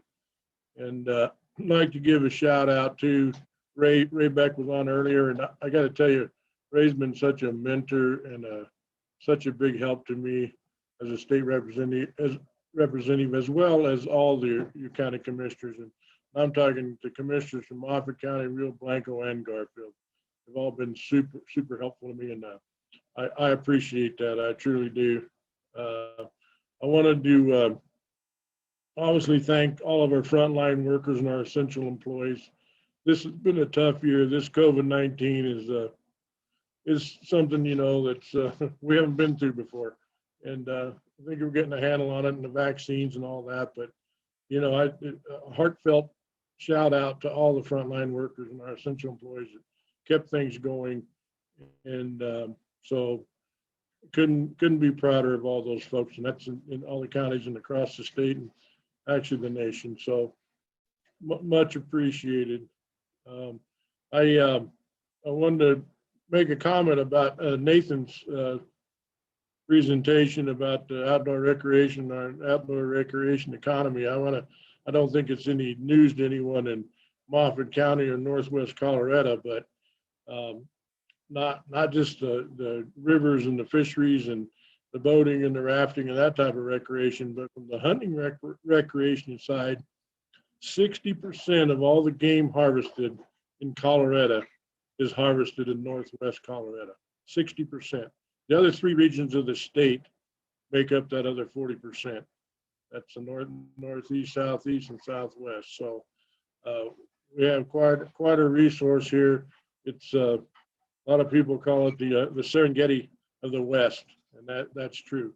So I want to touch a little bit about some of the bills I'll be working on this session. One of them, I want to give a shout out to Jeff Comstock and Chuck Cobb or a bill on concerning the classification of real property on which a renewable energy facility is located. It has to do with taxes. And this is a bill that Moffett County brought forward to me. And it's going to be one of my premier bills. I think it's a great one. So Chuck, thank you. And I don't know if Jeff's on, but I see Chuck's on. So thank you a bunch for all your work on that. That's going to be a good bill. And I think it'll really benefit the county. So appreciate that. Also working on the 5th day school week supplemental education program bill. There's, I don't know if you know, but there's out of 111 of the 178 school districts in the state are 4-day school weeks. So we're trying to do that 5th day supplemental education program bill. And then I'll be working on I know the wolves are a huge conversation on everyone's mind here, especially in Northwest Colorado, but Colorado in general is Proposition 114. I'm on 2 bills, actually 3 bills concerning the wolves. So the one bill I have is that it'll basically be that no sportsman's dollars can be used for the introduction of wolves or for the payment of depredation on wolves. I have another bill that I'm going to be on that I don't know about getting it across the finish line, but where you can't introduce wolves in the county that voted it down in Prop 114.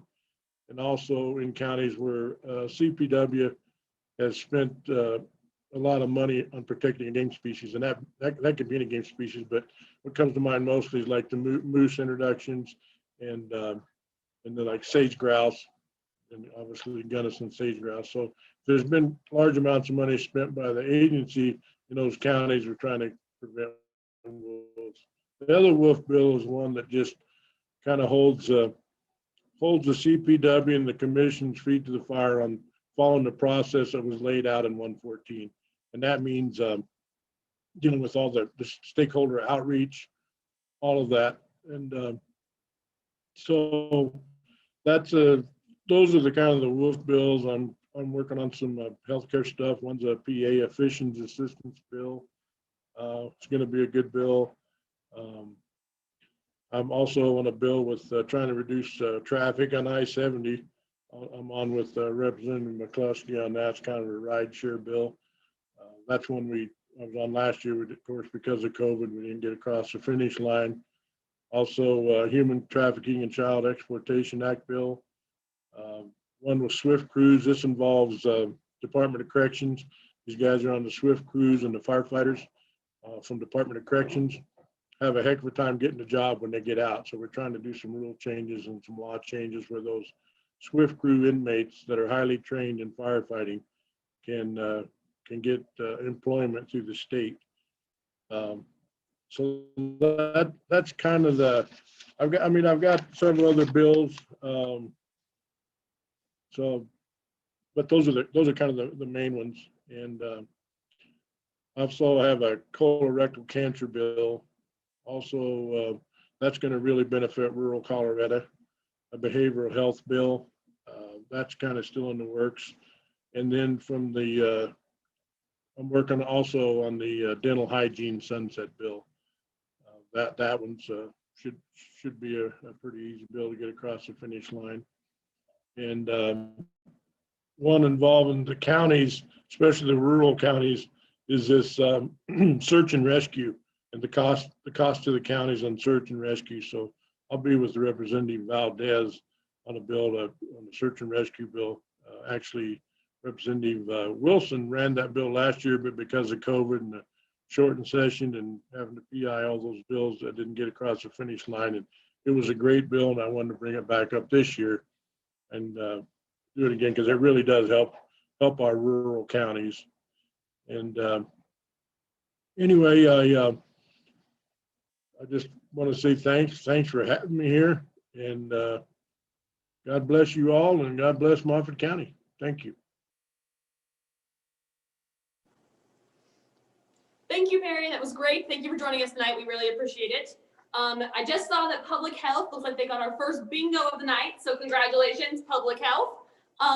I'd also like to remind everybody that there is still one more chance to get a bingo. Listen to the words that we say that are on the sheet.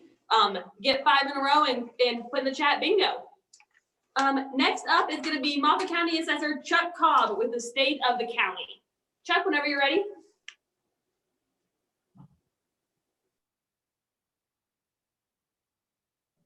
All right, can you hear me? Yes, we can hear you.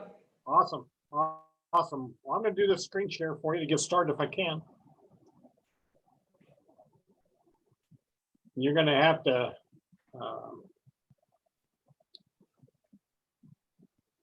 do the disabling on the screen sharing.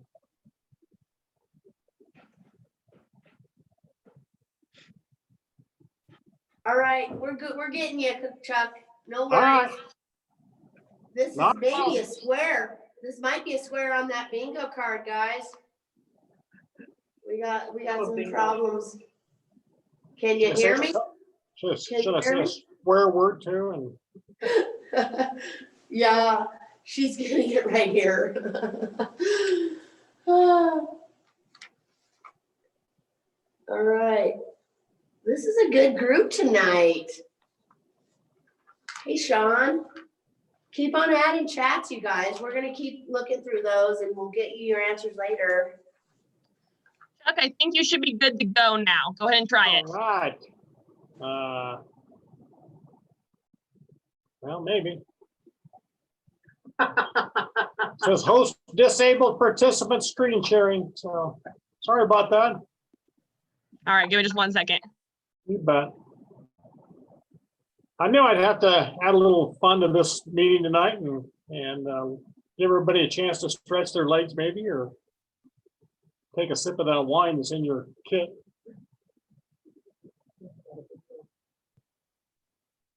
Brittany, if you make him a co-host, that should allow him to have the access to what he needs.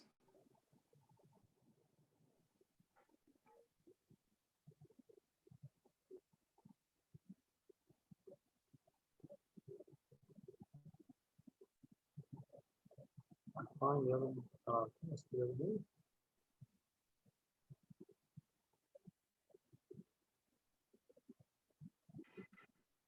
Okay. Hey, do you have me? Okay, so we are going to improvise. I like it. And Brittany is gonna figure out Chuck's PowerPoint because we had it working yesterday, right, Chuck? Yes, we did. Yes, we did. So we're gonna go ahead and we're gonna skip Chuck for a minute. So because we want to see your PowerPoint. I heard it was really cool. It is. Yeah. So I'm gonna go ahead and switch over to the next person, which is Tim from Yampa Community Foundation. I'm super excited to have you all meet Tim tonight. Here at the Yampa building, we have been so happy with the Yampa Community Foundation, their support of our valley, and the support of our nonprofits in this building.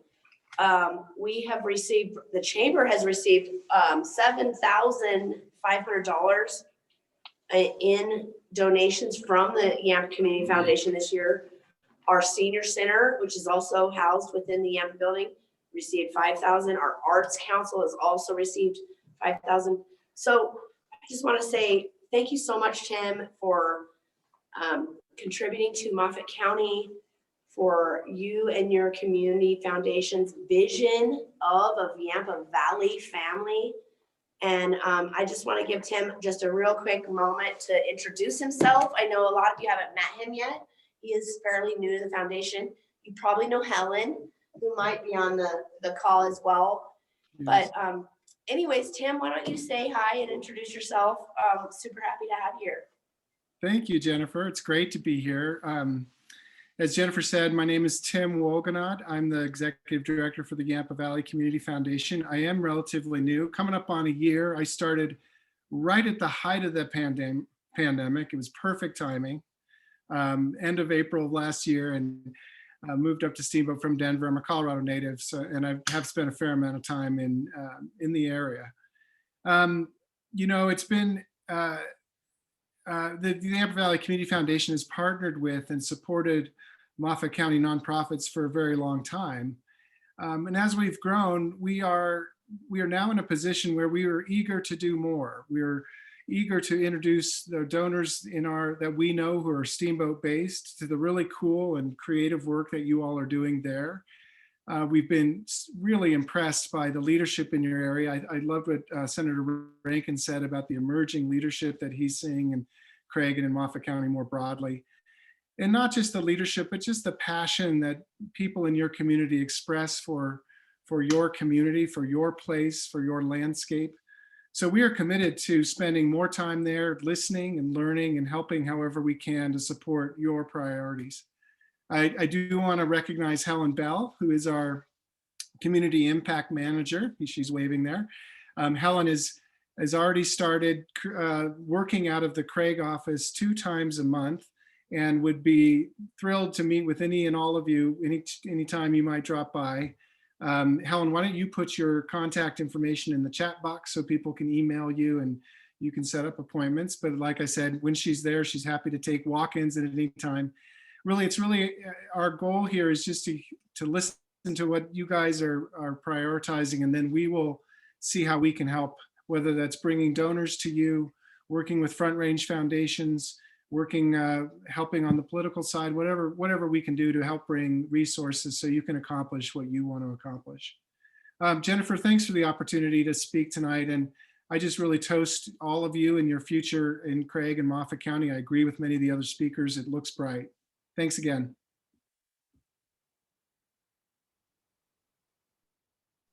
Awesome. Thank you so much, Tim, and thank you for all the support that you give to our valley. We really appreciate it. Chuck, I believe that I have fixed everything and we should be good to go for your presentation now whenever you're ready. Well, let's give it a wing and see if we can make this thing happen. Try it again. If I can get the right buttons here. So obviously, here we go. All right. Okay. Well, again, it's a very big pleasure to be on tonight, and I'm hoping that I can give you a little background and from my perspective, the property assessment, and well, maybe have a little fun along the way. So tonight, my presentation is going to be called Back to the Future. You probably did not know this, but 2020 was the 35th anniversary for the movie Back to the Future. So for those who have not heard about this blockbuster from 1985, the storyline depicts 2 main characters, Marty McFly and the crazy Professor Mr. Brown, better known as Doc. The 2 traveled back and forth via their retrofitted time DeLorean, if you will. So when searching for a topic for my presentation tonight, I thought this would be a fitting segue, as we have just put the last decade to rest and now are speculating on what is in store for the future of Moffat County.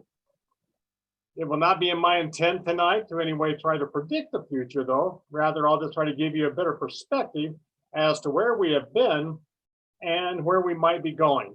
So with the help of my Zoom time machine, I will do my best. So let's get started. Well, as you can see here, I'm just not going to spend a lot of time in 2020, but we will touch a little bit on that as we get a little further into this. But I am going to focus, first of all, with our time machine setting on the years 2009, 2017, and 2020. So the reason I picked these years here is that they have some historical value to our community and our county, and hopefully will give you some perspective of where we have actually been. So with that said, February 4th, 2009, let's get our time machine fired up and get her going here. So first, let's look at 2009. 2009 was was pretty significant from this standpoint. It was our highest assessed value that we ever reached in Moffat County. You can see our overall assessed value is over 5.8.4 million. Oil and gas was the driving force for this reappraisal year. It too reached an all-time high, just over 142 million. 2009's value was also supported by a booming housing market, strong economy, and all was looking very favorable for Moffat County. So as we move into the next year on this, as you can see in 2017, if I can get this going here, is that during the years from 2010 to 2017, we saw our assessed value gradually fall until we bottomed out in 2017. As you can see, we ended up losing right at $122 million and ended up at that 386.6 million. Oil and gas alone lost 67% of our value. During these six years, the housing market and commercial market has seen its worst hit since the 1990s. And to add to our pain now is that our coal mines and power plant were being targeted by radical environmental groups and state politics. And any new oil and gas exploration that was seen 2 or 3 years ago was all begun. The stability of Moffat County's assessed value was once again in question, and uncertainty was being felt throughout our county. However, the next 3 years reflected a stronger recovery than what was anticipated. The biggest shock was a $42 million increase in our state assessed values. During this time, we also saw a very robust real estate market, which pushed our residential values higher, and even coal recorded a modest growth due in part to the expansion of the column pit. Agricultural saw some growth as well, while commercial, industrial, and vacant lands declined slightly. Oil and gas continued to slide due mostly to an aging oil field, no new exploration, reduced production, and low commodity prices. Again, our current assessed value sits at $430,546,789, which is actually $17 million higher than in 2019. Before we move on, let's just take a quick look at what I call the big three. The big three is natural resources, oil and gas, and state assessed. As you can see, they make up a big portion of our assessed value, and historically, it's been somewhere between 70 and 75% of this of our valuation. So let's move back into time a little bit. And I'm going to take you back 40 years. So let's look at this chart here. And I think this chart has some significance to it. And every time I look at it, I try to read something into it. You know, is our past trying to tell us something or not? As you can see, since 1980, we've seen a very predictable pattern form. Will this pattern continue into the future? And does history really repeat itself? Well, maybe. If so, as you can see, I'm maybe going to get a dinosaur. So let's focus in a little bit on our 2020 abstract. As I touched on earlier, Moffat County is unique in that 72% of our assessed value comes from our big three. Natural resources at 10%, oil and gas at 8%, and our state assessments coming in at 54%. State assessed being all of our public utilities, interstate pipelines, and railroads. And just 28% of our value comes from our residential, commercial, industrial, vacant lands, and agricultural. Over time, these overall percentages have not varied much. And as you'll see in the next slide, that 72% has significant impact on our overall assessed value, and especially our local tax base. All of our top 10 taxpayers come from it. Herein lays one of our county's most unique benefits, but also one of our unique challenges.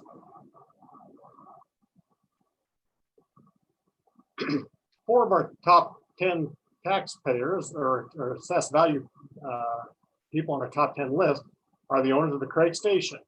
3 are interstate gas pipeline companies, and 2 are coal mines, and 1 is a longtime county natural gas producer.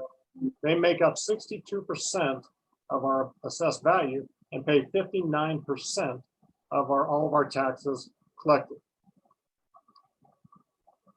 So enough traveling in the past. So before we shoot off into the future, can anyone remember what Bob Dylan's iconic anthem from 1964 was? Well, the times they are changing. And if you got that, you are exactly right.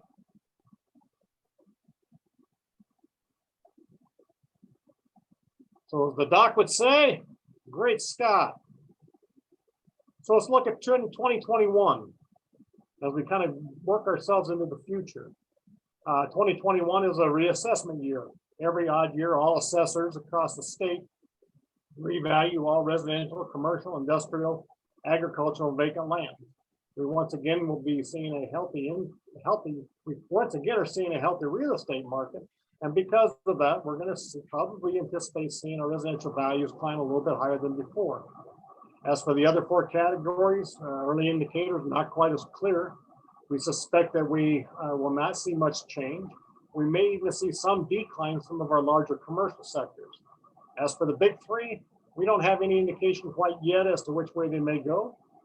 Additionally, will the effects of COVID-19 have any influence on our assessment? Maybe. That's yet to be played out.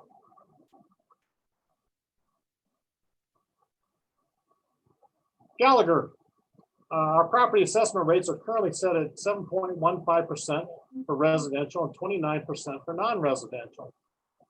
Gallagher was the mechanism that set these rates since 1982.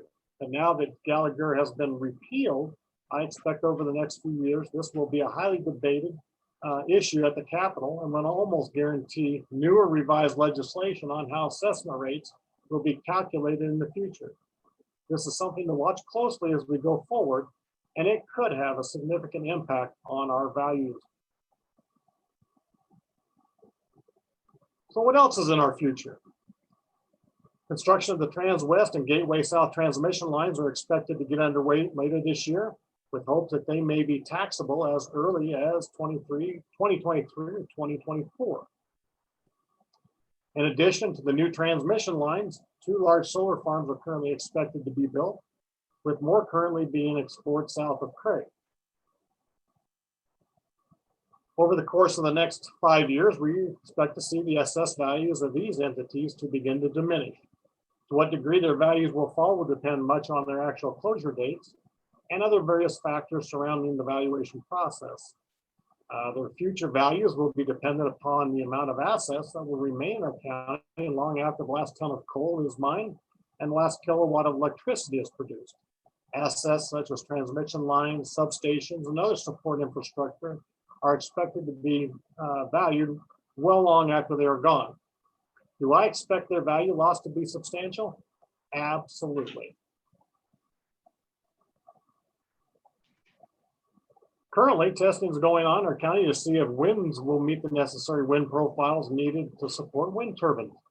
So who knew the wind blew in Moffat County? So is 50% of our current assessed value really at risk? Maybe, or maybe not. Or will our taxpayers just look a little bit different than we see them today? So in closing, what will Moffat County's assessed value look like by 2030? How much new value will be in these new facilities? And how much will actually really be lost? As I said earlier, I did not come here to predict the future. Rather, I came here to give you a vision about it. Could our 2030 top 10 taxpayer list look something like this?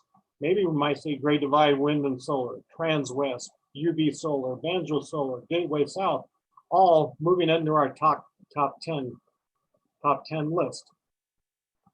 And as I said, so will our value come from new construction, solar or wind, down valley migration, recreation, commercial or industrial growth, or maybe it will be our natural resources?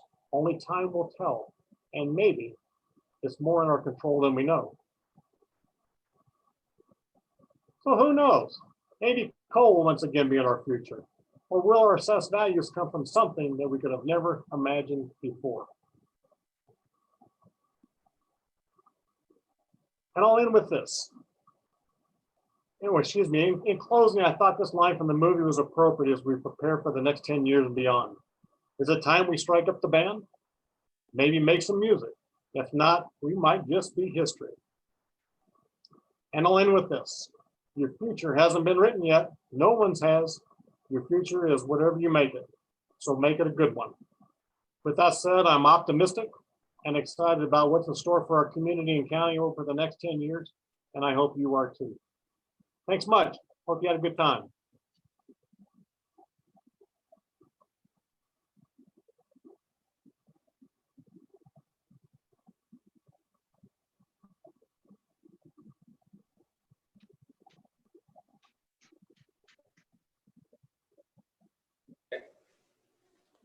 Awesome. Thank you so much for that, Chuck. I really appreciate you coming on here tonight and giving that wonderful presentation for everybody. I just wanted to give a quick thank you to our 2 new staff members we have here at the chamber, Lizbeth Torres and Brittany Teresa Bouyer. This is their first week of work here, and we threw them right into State of the Community, and they're both doing a great job. So I just wanted to thank those 2 for all their hard work tonight and so far. Next up, we have Jared Ogden, the City of Craig Mayor, with the State of the City. Whenever you're ready, Jared.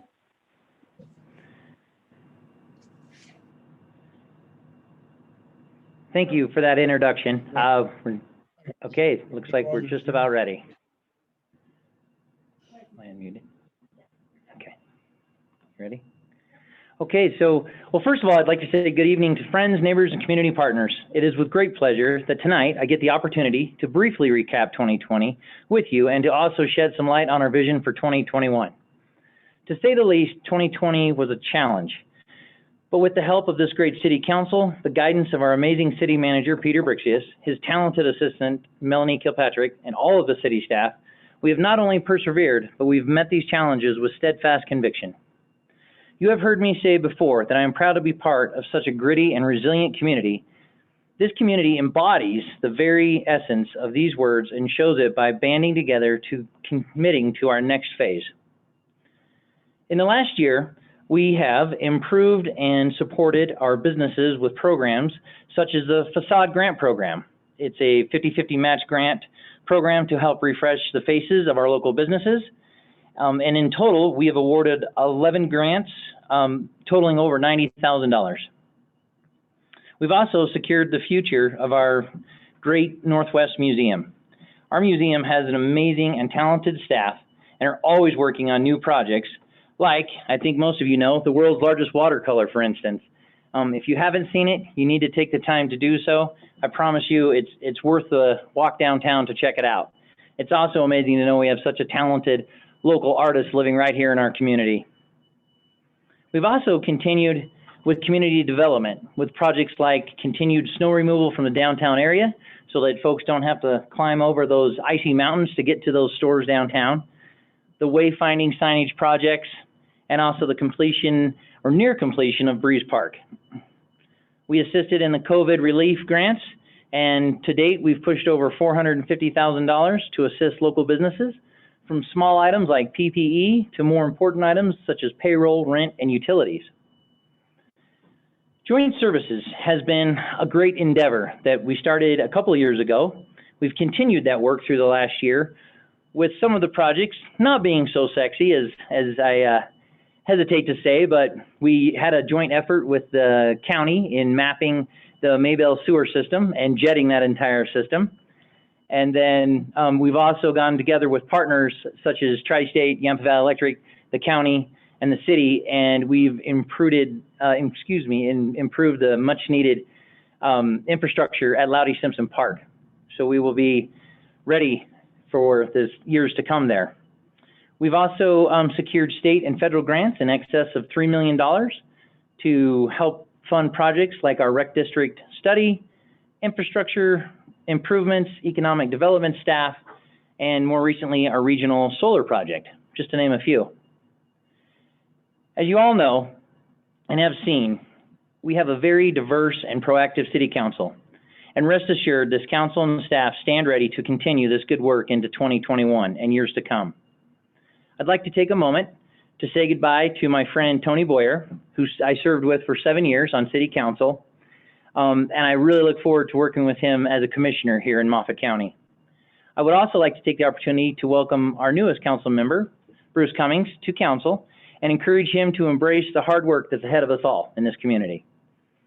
And one big special thank you and shout out to Bruce Nelson, our phenomenal finance director, for his 25 years of service. He embodies the type of employee that the city is known for. So he will be leaving us shortly, and we wish him the best of luck in his new endeavors. In fact, I believe you can probably buy a hot tub from him here locally. I believe that's where he's headed. So what does 2021 look like for the city of Craig? Well, I want to tell you that here at council, we've made a commitment to whittle the woods, for instance, This council has committed over $85,000 just to the entertainment alone. We feel it's time, after a year like 2020, that the community has a reason to come together and celebrate. And I spoke with our Parks and Rec director, Ryan Dennison, and told him that it's really time that we just put Whittle the Woods on the map. It has to be one of those signature events that people from other communities talk about and say, you've got to get up there and check this out. So I think in not so many words, we told Ryan, it's go big or go home time. So look forward to that. It's going to be great. Our diversion whitewater park, with lots of help from community partners, local and not local, we're continuing to the development of those recreational opportunities. The architectural and engineering work will begin this year and hopefully be completed.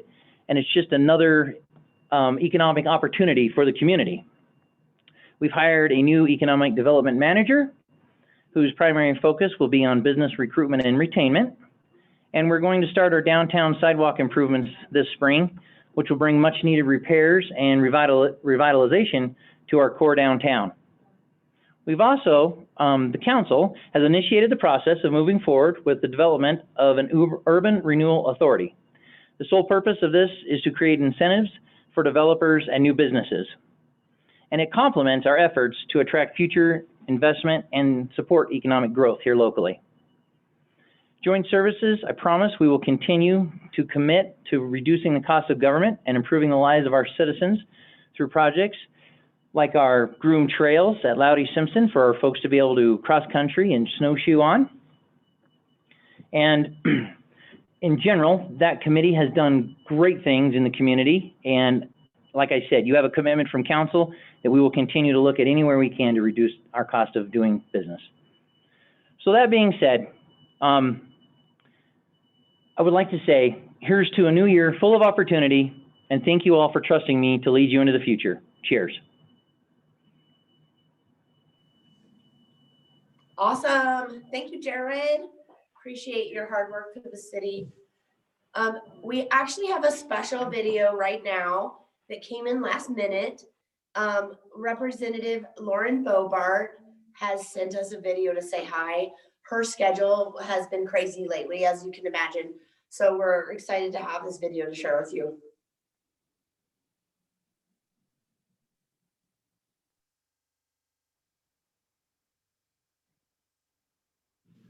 Craig, Colorado, thank you so much for the opportunity to join you this evening. I apologize that we aren't together live, but that's kind of the way DC schedule works. We'll get them on Colorado time here shortly. I'm Lauren Bobert, and it's the honor of my life to have the opportunity to serve and represent Colorado's 3rd District, to represent Craig and Moffat County. Thank you to the Craig Chamber and the entire Yampa Valley community for the opportunity to join you and say hello. I know Craig has faced some significant challenges in the past few years. As someone with a background in the oil and gas industry, I know personally what it feels like to have your livelihood and the livelihood of your community threatened and upended. But Craig, Moffat County, and Western Colorado are resilient. The plight of communities and citizens that have been perpetually overlooked is a huge part of what motivated me to run for Congress. You deserve to have a voice here in Washington, D.C. As your Congresswoman, I want you to know that I am ready and willing to go to bat for Western Colorado, and that I will never stop fighting for you. I will never stop putting you first. The issues that matter most to you need to be represented here in Washington, D.C. I look forward to seeing you all in the community, and I look forward to working with you in many ways, and I want to help ensure that Craig's best days are ahead of you. Here's to you, Craig. Cheers.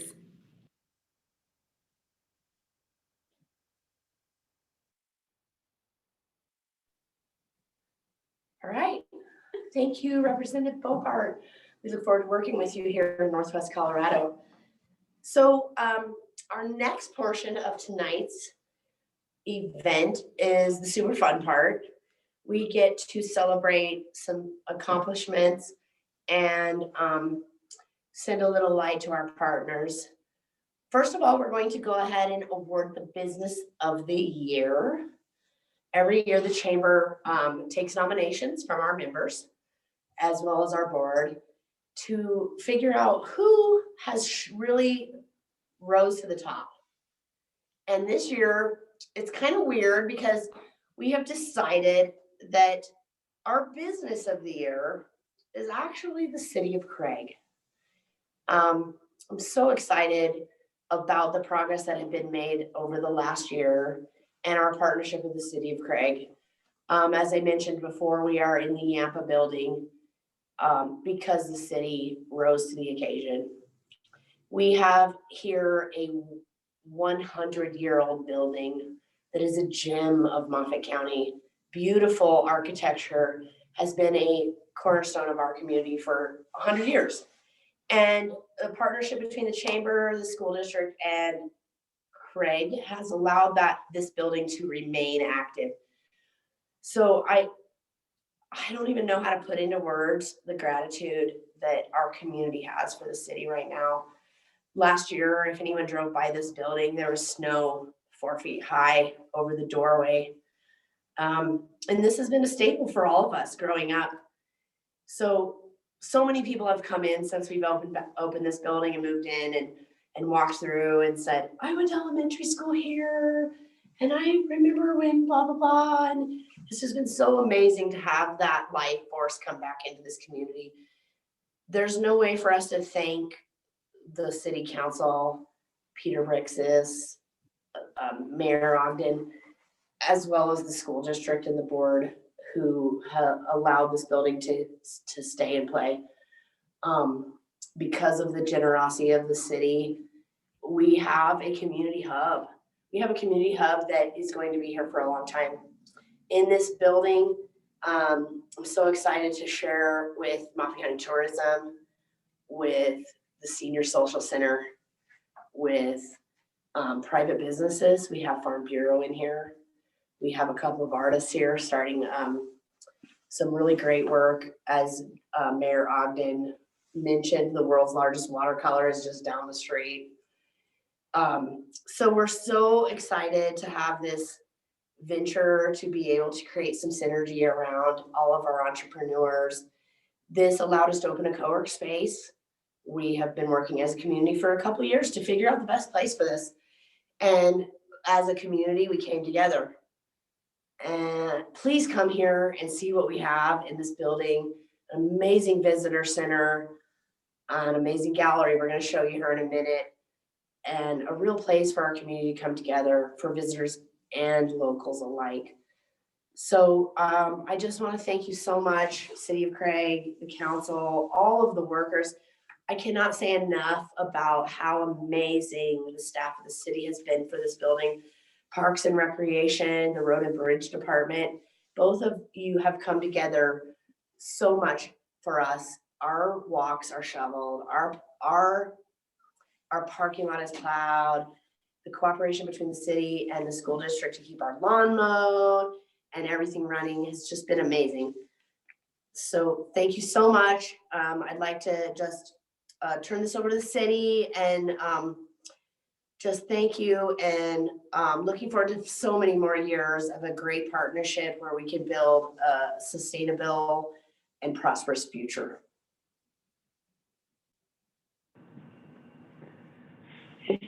Jennifer, thank you for all the kind words. I guess it's different this year, so I'll hold this up. I don't know if anybody can really see that, but thank you. It'll be on display here at the city. I promise I'm not taking it home. I've already asked. They said I couldn't.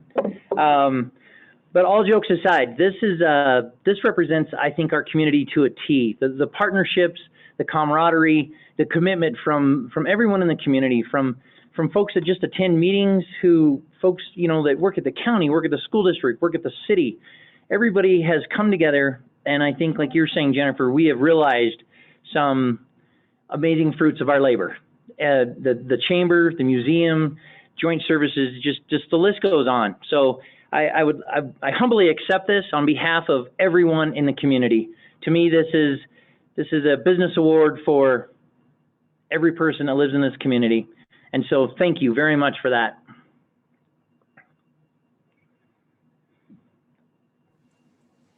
All right. Awesome. Thank you so much, Jared. I am really thankful for everything the city has done, just like Jennifer mentioned. The next thing we would like to reward is the Business Person of the Year. This year, for the year 2020, we decided to have Candy Dildine be the Business Person of the Year. I don't know, many of you guys may not know this. Candy has been in my life since I was a little kid. Her daughter and I have been best friends. Candy has pictures in her living room of their 3 daughters on the wall, and part of my senior year, prank was that I framed one of my own senior pictures and put it on her wall. She's just like a second mom to me, and Candy does some amazing things for this community, and I am so thankful that we have her here. With her work with DBA, Downtown Business Association, especially in 2020, they put on many successful events even during COVID, and many years prior, she's put on many successful events. She also owns KS Creations Craft Store and Bakery with her mom and daughter, and it is a very successful business that has gone so far. I remember the talks of there being a bakery years ago, and now to just see it flourish like it has been truly amazing. Candy really does deserve to be recognized for all her hard work in making downtown Craig a place to visit. So thank you, Candy, for everything that you've done for this community. I really thank you for that. And I believe she's on this call to say a word or two about this.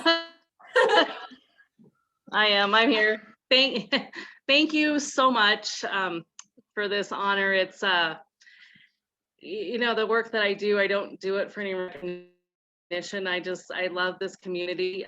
I was born and raised here. I want the community to succeed. I want us to have events and get to know each other and spend time together.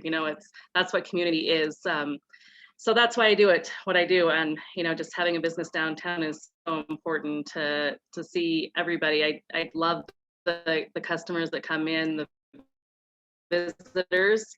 You don't even think about how many visitors we actually get every year. It's amazing. People from Europe even stop, kind of crazy stories that we have for visitors, but I'm just going to keep it short and sweet because I'm not a huge public speaker. So, but again, thank you so much for this great honor. And thanks, Sean. Yeah, go Chiefs.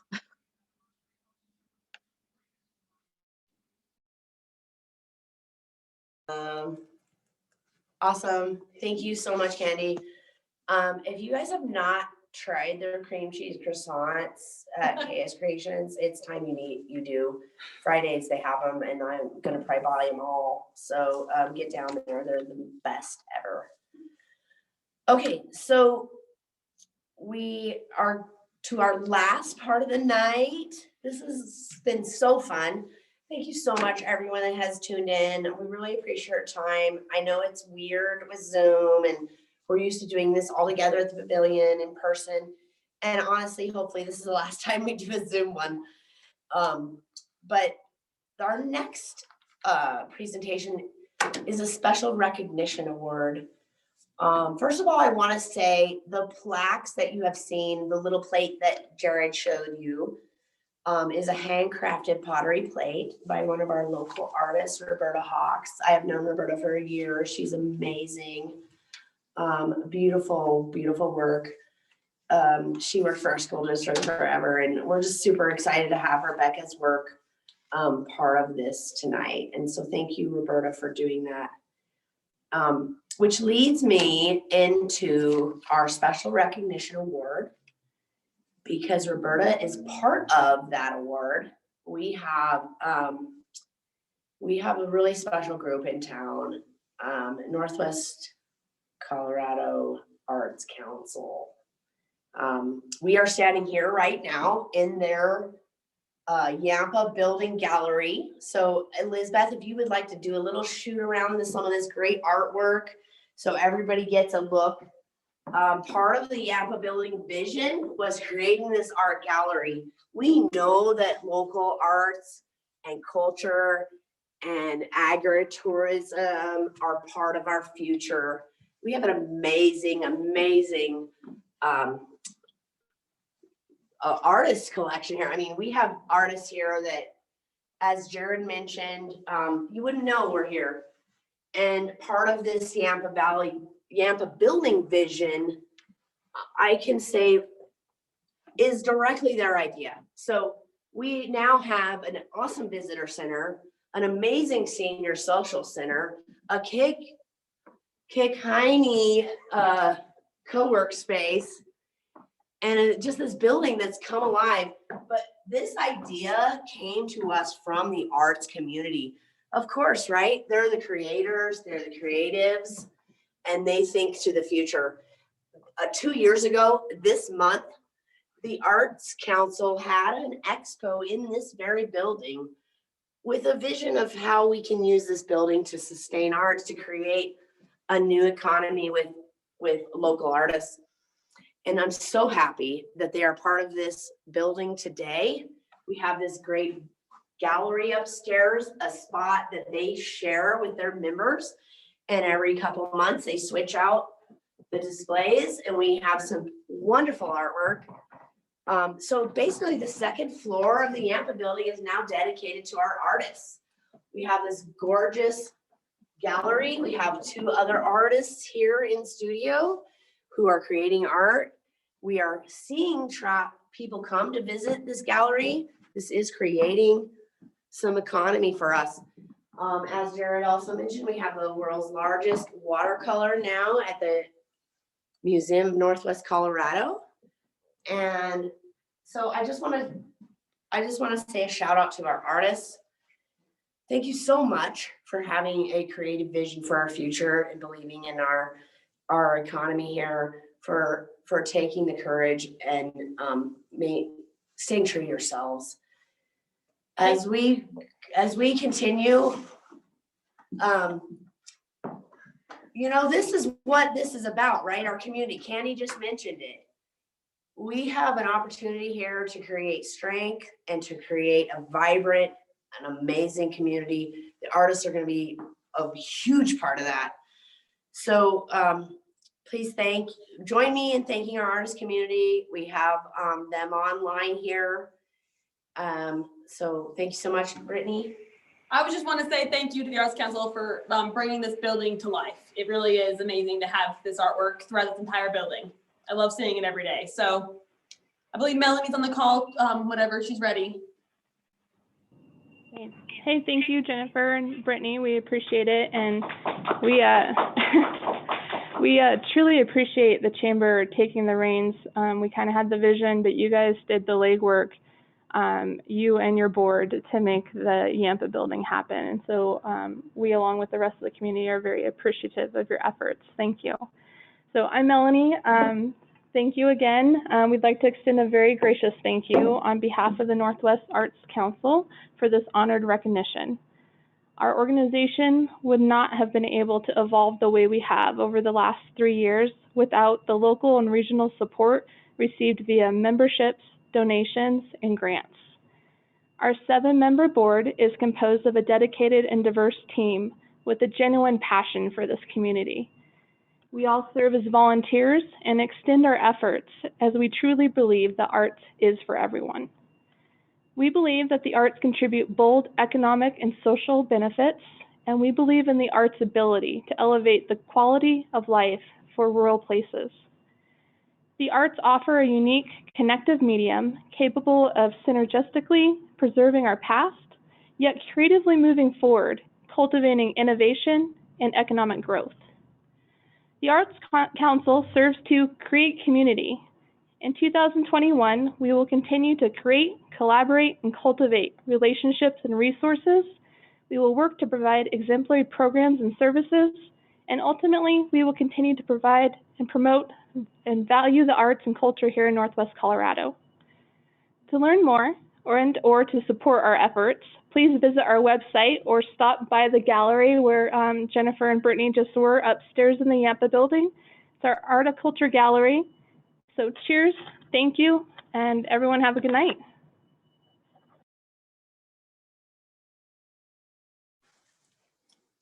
Awesome. Thank you so much, Melanie. I'd like to just give a really quick opportunity if anyone on the chamber board would like to say a few words, or if we have any comments. This is your chance. Anybody?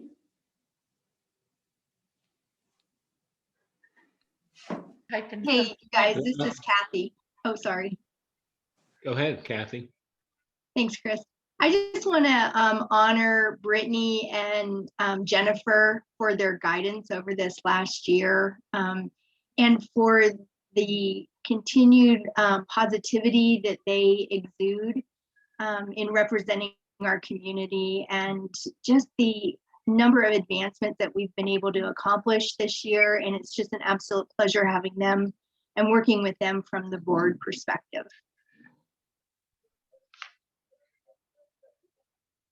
And Jennifer,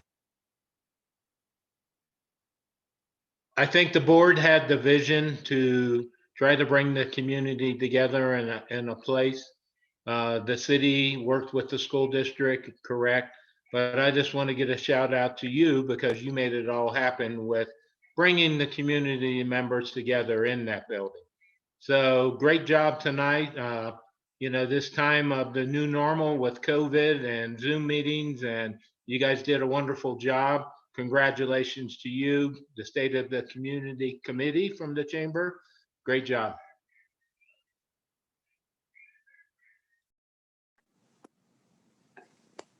Thank you, guys. That's so sweet. Anybody else? Well, this is just the kudos.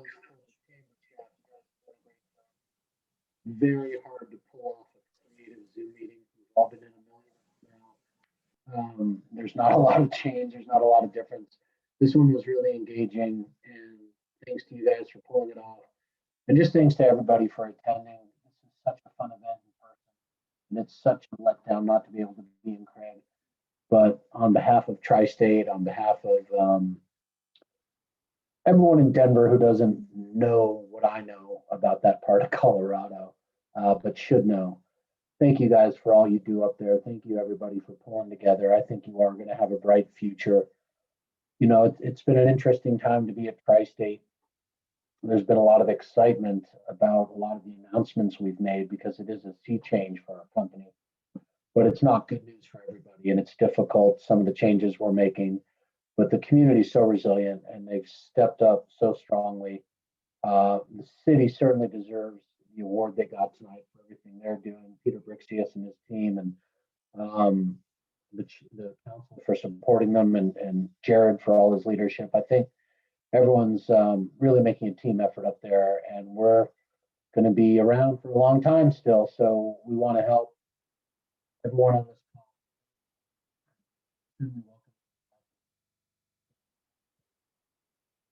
And lastly, I'll echo the earlier shout outs for Rich Thompson, who's been a great friend and great colleague.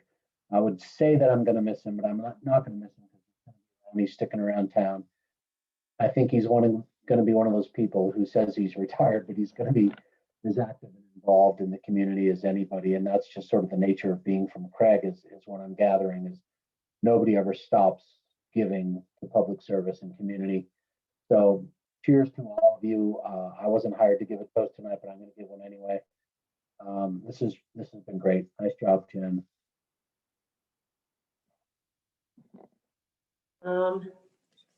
Thank you guys so much. Appreciate it. So if there are no other comments or anyone else want to get a last word in, I will offer up the last toast of the night.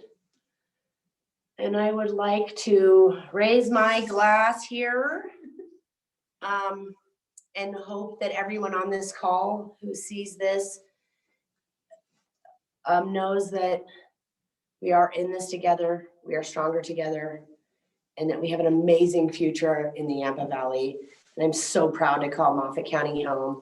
And I wish all of you abundance in economics, abundance in enjoyment, curiosity, thriving in your life, and most of all, an abundance of love. Thank you so much for joining us tonight. Cheers. Cheers.